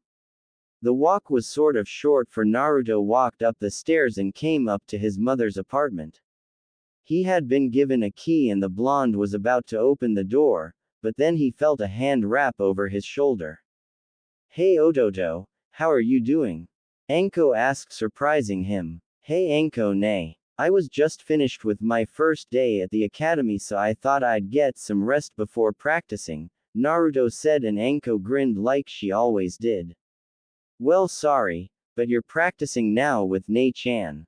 You can rest all day, but training is forever, Anko said as she dragged Naruto away. The blonde sighed as he couldn't go home, but he knew Anko was right. What he didn't know was that he saw Anko wipe her brow as she took him to the training field. Training field. Anko plopped Naruto on the ground and grinned while the blonde rubbed his head. Anko nay, don't you have anything to do with Ibiki Oji? Naruto asked and Anko's smirk only widened. He's not in today, so I'm got the day off. Unless you don't want to learn a new jutsu from your Oni-chan, Anko said, and immediately Naruto shot up and grabbed Anko into a hug. Anko-chan, have I told you how much I love you, Dadbeo? Naruto said, and Anko rolled her eyes while she ruffled the blonde's hair. She could always get his attention with something like this any time of the day. Alright Naruto, I'll show you a new just you and we'll work on it into the night, alright? Anko asked and Naruto smiled with a nod. He could hardly wait for it. Alright, I know Nai-chan attempted to teach you the Bunshin technique, right? Anko asked and Naruto nodded. He had tried it before, but not matter how fine-tuned his chakra control was, he just couldn't deal with that jutsu. Alright then, I'll teach this to you. I learned it a few days ago and realized it would be perfect for a chakra house like you. Now watch me, Anko said as she crossed her fingers. Naruto raised an eyebrow as she yelled. Kage Bunshin no Jutsu, Anko said, and immediately a clone came next to her. Naruto figured it was an illusion, but he was shocked when he saw the clone move and it patted him on the head. Anko, nay, there's two of you? Naruto asked, and the two Ankos smiled at Naruto's confusion. That's the Kage Bunshin Jutsu, Naruto-kun. This is a step above the original. It can move, talk, fight, and do all the things that you can do. Obviously they require a lot more chakra, but for someone like you they are the perfect jutsu, Anko said, and Naruto's eyes gleamed. He immediately got to his feet and tried it. Kage Bunshin no Jutsu, Naruto yelled and allowed his chakra to flow for a while. Soon 3 clones appeared next to him and Naruto jumped up and down while Anko's eyebrow twitched. She worked on that technique for 3 hours. When she found out about the technique and just seeing her hand signs, Naruto got it in under 10. Kami, you are so not fair, Anko said in thought while Naruto and his clones conversed, but then Anko brought them all to attention. Well, since you seemingly have that down, we'll go on with one more jutsu that I'll teach you, Anko said, and she touched the ground. She held up a single hand sign and yelled. Ninpo. Shin no Otoshiana, ninja art. Pitfall of death, Anko yelled as the ground in front of her split into a hole that Naruto tried to see the bottom, but he couldn't. Don't be fooled, Naruto. You might not see anything, but down there are thousands of kunai that will really cause you some pain. Do you want to jump inside? Anko asked, and as she did she saw Naruto whistling all the way next to a tree quite a few ways from her. Oh come on. I wouldn't really push you down there. Nai-chan would kill me, Anko said, and Naruto warily walked over. In all honesty, this is probably a mid-C rank jutsu since it doesn't really use that much chakra, but that depends, Anko said, and Naruto raised an eyebrow. On what, Anko nay? Naruto asked, and the snake mistress chuckled. Well, it depends on how much chakra you put into it and how deep you want the pit to be. It works like a charm though, Anko said, and Naruto stood in a space a bit further. So can I try it now? Naruto asked, and Anko nodded as she watched him go for it. Naruto had practiced the 2 new jutsu that Anko taught him, and while the Kage Bunshin was a piece of cake for him, the death trap that he tried to keep making wasn't. It was either too short or rough. Anko told him that the solid part was to make it long and steep so the person trapped inside wouldn't be able to use chakra to cling to the walls of the trap. The two had stayed out in the field for at least 4 hours and the sun was starting to go down for them while Konoha's lights went up and the small fireworks went up around the village, which made Anko smile. Anko nay. I got it. Is this steep enough and long enough? Naruto asked and Anko looked down the hole. She whistled at it and made a cage bunshin and ordered it to go down the hole, which the clone refused, but Anko pushed it down there and it was quite a drop down, only for Anko to receive a painful memory filled with kunai spikes embedded in her back, which made her shiver slightly. Nice job, Naruto. That's the ideal pit. Now keep practicing it and I'll teach you the next step to it, Anko said and Naruto nodded. By the time the blonde noticed, it was dark inside. He really didn't have anything planned for his birthday, but that was alright. Well, Naruto, shall we go home? I'm sure Nai-chan is back and wondering where you are. Anko snickered, which made Naruto nod, though he glared at her wondering what was so funny, but Anko didn't say anything as they almost left the field. Naruto suddenly stopped as he looked at the ground for a second. It seems to move for a bit as he looked down. Anko followed his eyes and saw an injured snake on the ground. Anko raised an eyebrow while Naruto gazed at it. It was probably a mild wound, but he still felt a bit of sympathy for it. Don't get too close, Naruto-kun. It's poisonous, Anko said and Naruto chuckled. He knew she didn't mean that, but he saw the small irony in it. The snake turned to Naruto and forked its tongue at him as a warning. The blonde didn't seem intimidated by it and let out his hand, which made the snake hiss. He waved his hand left and right while the snake watched him, but Naruto could see it was still injured as it hissed to him. Anko simply continued to watch the blonde do whatever he was doing and watched as he snaked his other hand around the snake's head and gently petted it.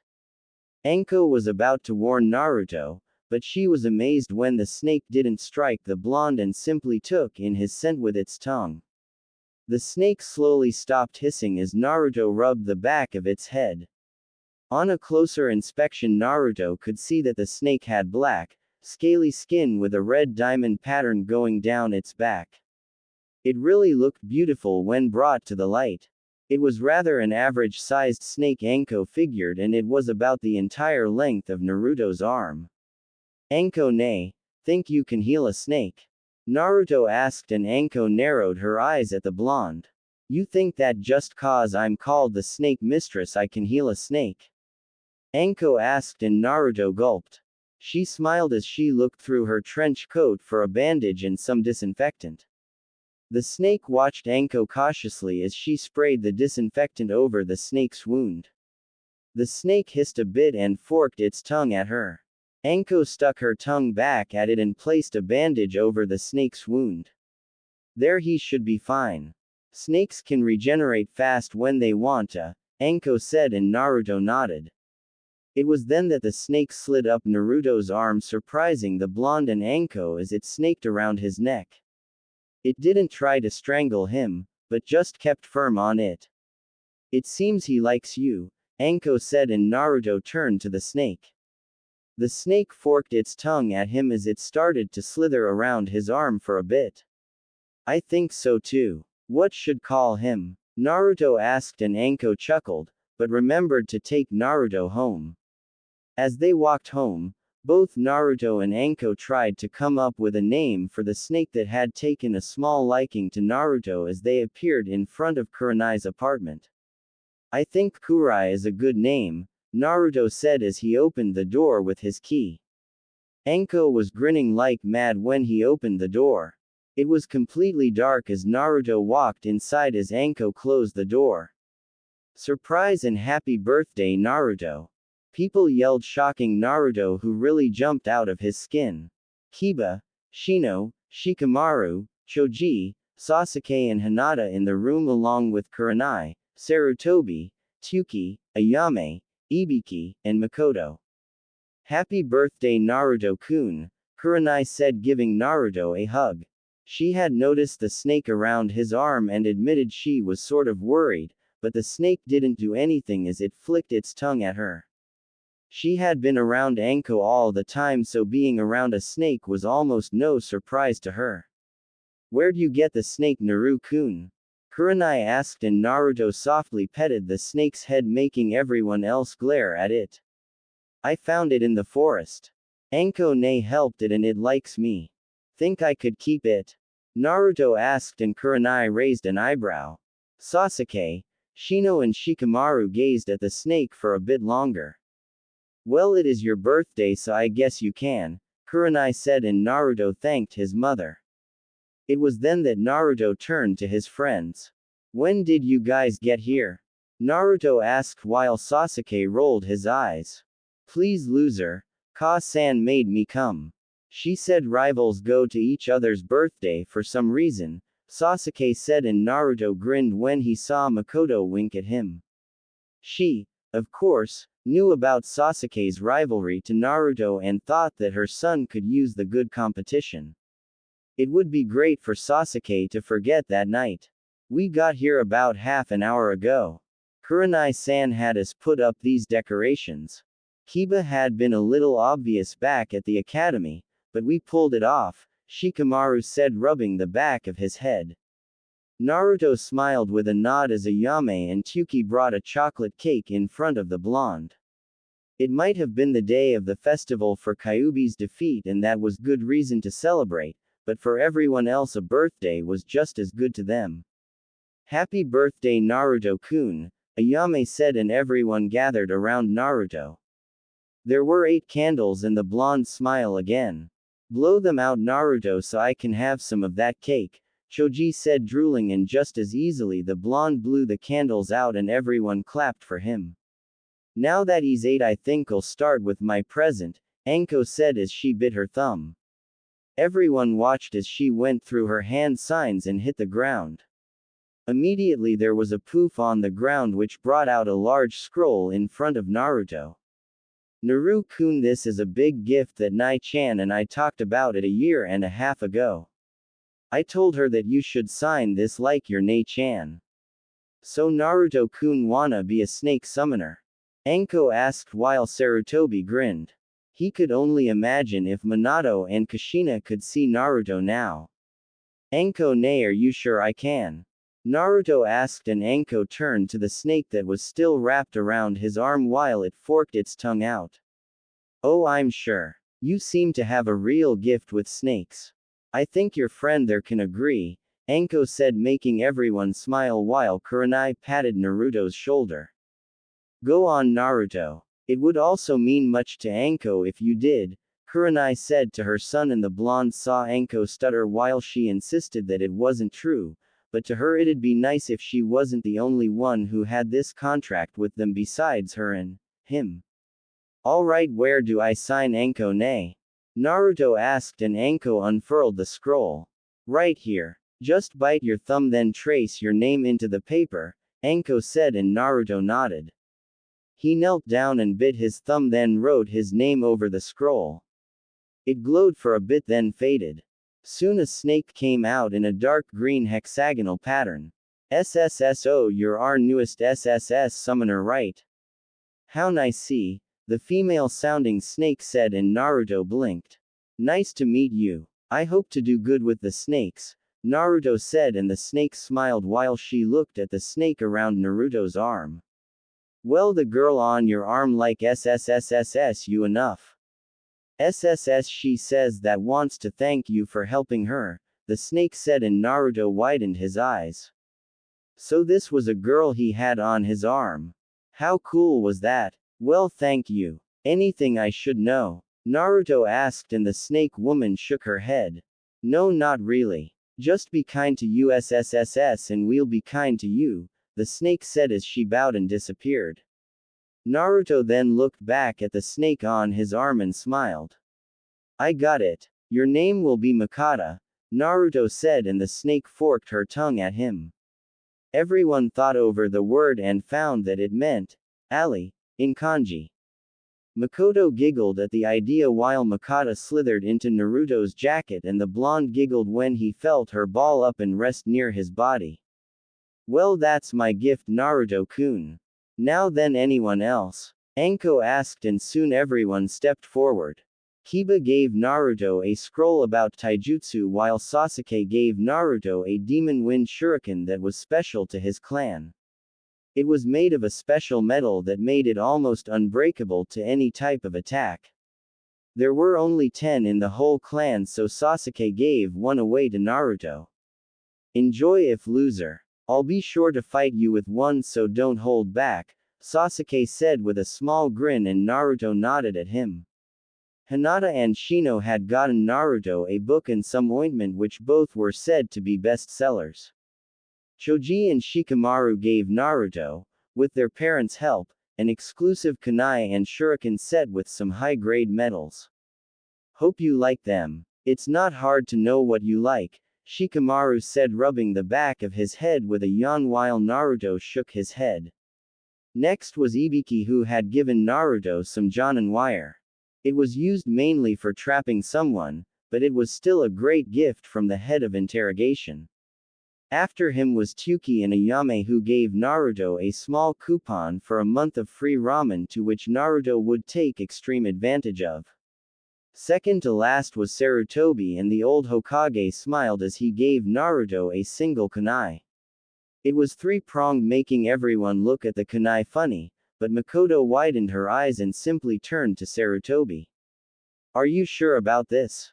Makoto asked, and Sarutobi nodded. One piece of his heritage, Makoto-san. A few years at a time, Sarutobi said, and Makoto shrugged. She wouldn't tell her Hokage what to do. When Naruto was done with his gifts, Kurenai came up to the blonde and gently smiled. She gave him a piece of cloth and the blonde unfurled it. He widened his eyes at what was inside. They were two short blades, each about the half the length of his arm. They were Kodachi, and Naruto loved them. Lots of genjutsu users and ninjutsu users have these. Most prefer kunai to these, but this is the standard, Kurenai said, and Naruto hugged his mother. Thank you, Ka-san, I love them, Naruto said, and soon enough the blonde and everyone else saw a small fire in the village. Everyone looked while Sarutobi, Naruto, Anko and Kurenai widened their eyes. It was Naruto's old apartment that was on fire, and Naruto frowned. You don't live there. You live with me, Naruto. I promise they won't hurt you. Not that they could, Kurenai said, and Naruto's face brightened. Well, we're going to go now. Enjoy your birthday, Naruto, Shikamaru said, and people started to leave. Anko also left, leaving Naruto, Kurenai and Mikata in the room. Never imagined this, Ka-san, Naruto said, and Kurenai nodded with she drank some water. Naruto was drinking some juice. He could feel Mikata's coils against his body and chuckled. He really did like snakes after all. So, Ka-san, are you going to be a Jonin now? Naruto asked, and Kurenai set her cup down. That's right, Naruto-kun. I'm going to be a Jonin. I'll be busy a lot more, but Anko stays pretty close to the village, so you'll be fine with her, right? Kurenai asked, and Naruto nodded. That's right, Ka-san. Now then, I'm going to take Mikata to bed. See you tomorrow, Naruto said, and Kurenai nodded. She smiled at seeing her son leave the room while she looked out the window. She gazed and saw the village in an uproar for the celebration while Kurenai's gaze turned cold. I'm gonna have to find out who did that. Even if he doesn't live there, no one does that to my son, Kurenai said in thought as she finished her drink. She turned out the lights and went to sleep also. With Naruto. Naruto sighed as he placed all his things down. He had a really good birthday.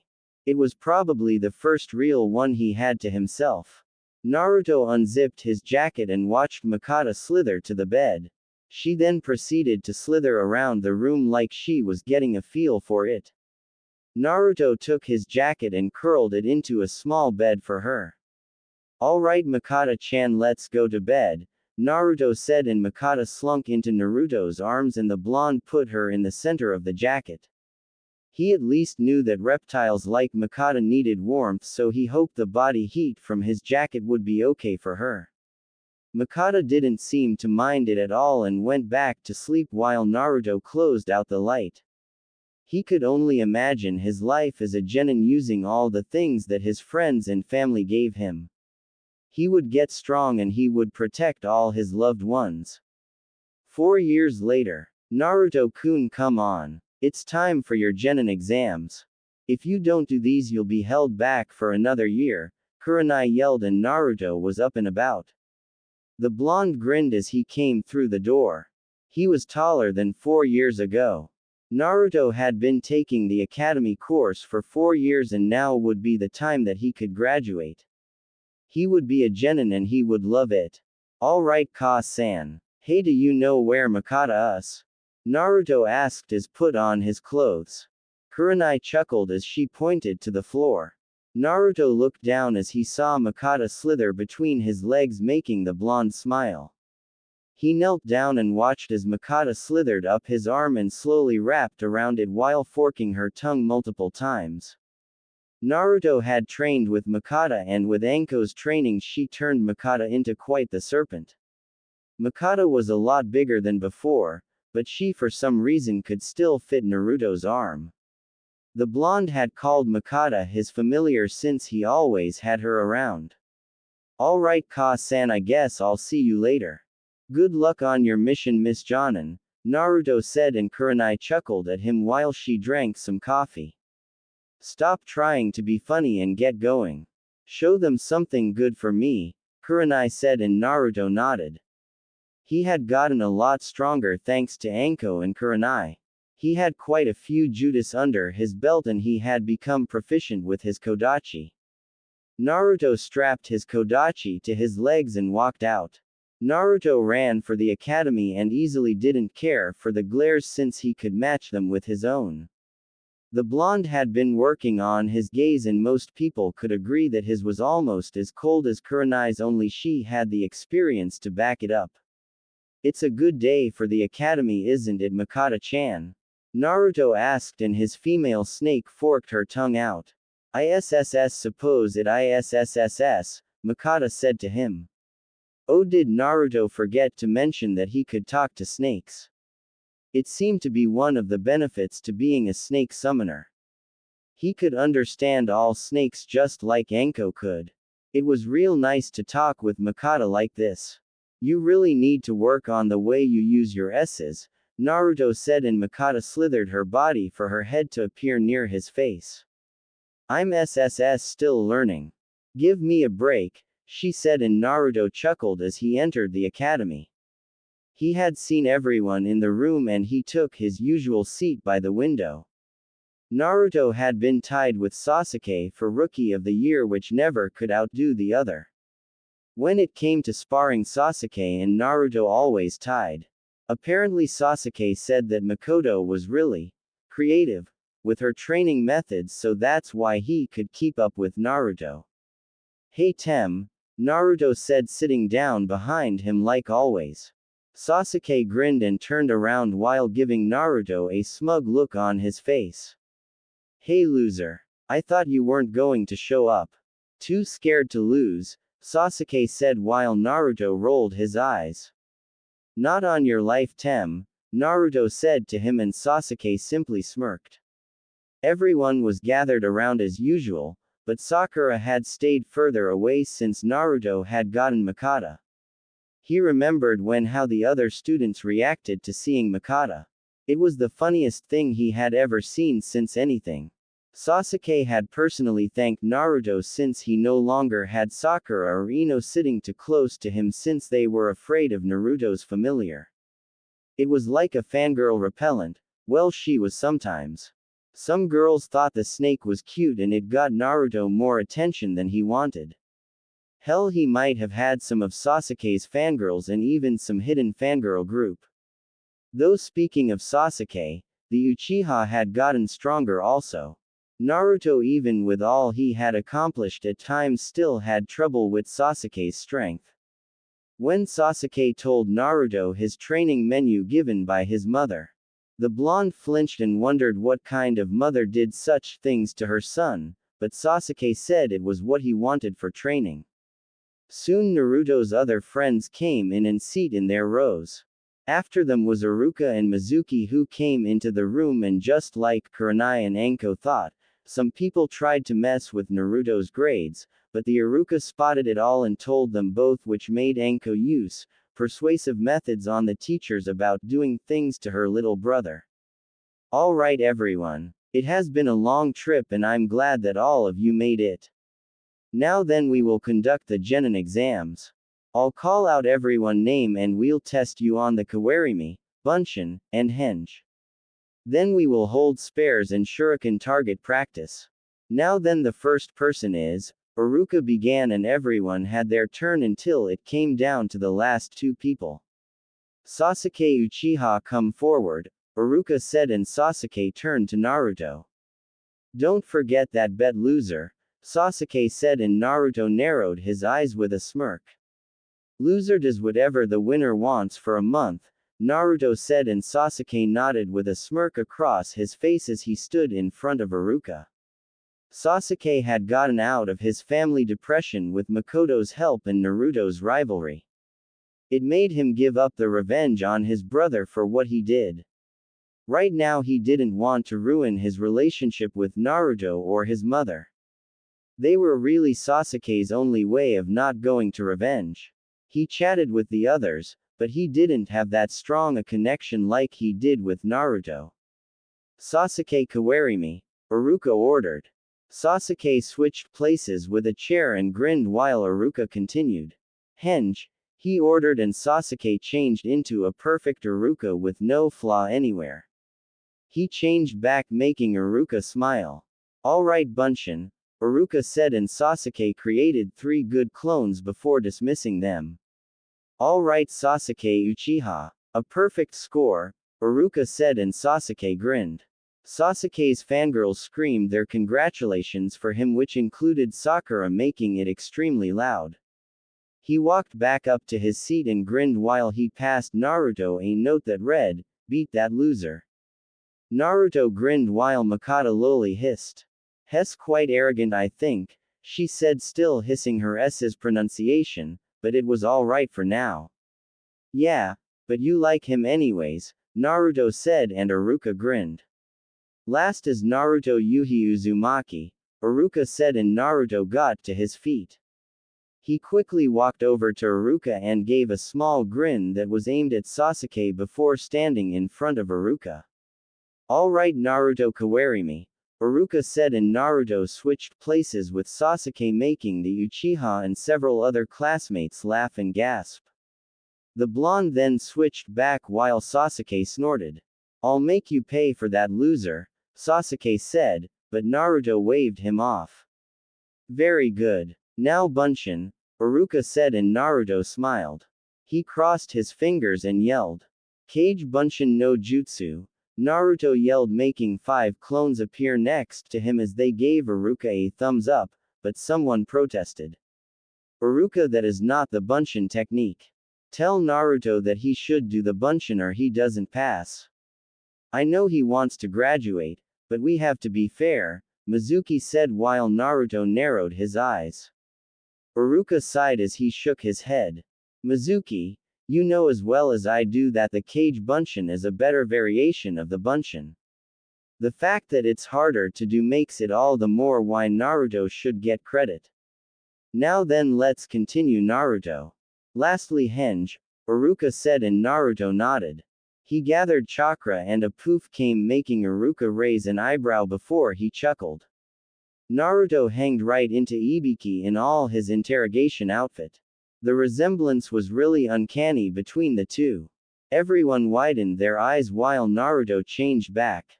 "Very good Naruto. A perfect score," Iruka said and just like Sasuke, Naruto's fangirls screamed also saying how cool the blonde was to them. Naruto sat behind Sasuke and gave him the note which said, "I can do this all day Tem." Sasuke crunched the note and chuckled. He was gonna make Naruto eat those words. Alright, that's the end of the first part. Everyone follow us to the sparring mats, Iruka said and everyone followed out. Having gotten to their desired spot everyone gathered around while Iruka raised his hand. "Who wants to go first?" Iruka asked though he knew what the answer to that question was so immediately Sasuke and Naruto raised their hands. The two boys grinned at each other and stood on the mat. Everyone gathered even closer while the girls had hearts in their eyes over the two boys. Sasuke-kun is gonna kick Naruto's butt this time. He's so hot, a girl said while another scoffed. Please, Naruto-kun is the best. Those whisker marks make him so cute, another girl squealed. Naruto and Sasuke sighed as their fangirls continued their rants. It was so amazing how silly this could all be, but both weren't thinking about that at the moment. Well, loser, it seems that I get to really settle this with you, Sasuke said, and Naruto chuckled. I'd like to see you try it, Tem, Naruto said as Mikata slithered off his arm and into the arms of a girl who wasn't afraid of her, or rather found her to be cute than creepy. Iruka smiled as he raised his hand. As for the conditions, since you both will disregard this rule anyway, you are to only use D-rank techniques if you must. The fight will last half an hour and I'll judge the entire thing. Now then, are you both ready? Iruka asked, glancing at Sasuke. The Uchiha nodded with a smirk, and then he turned to the blonde, who nodded also. All right then, sparring match begin. Iruka yelled as the match to determine the Rookie of the Year began.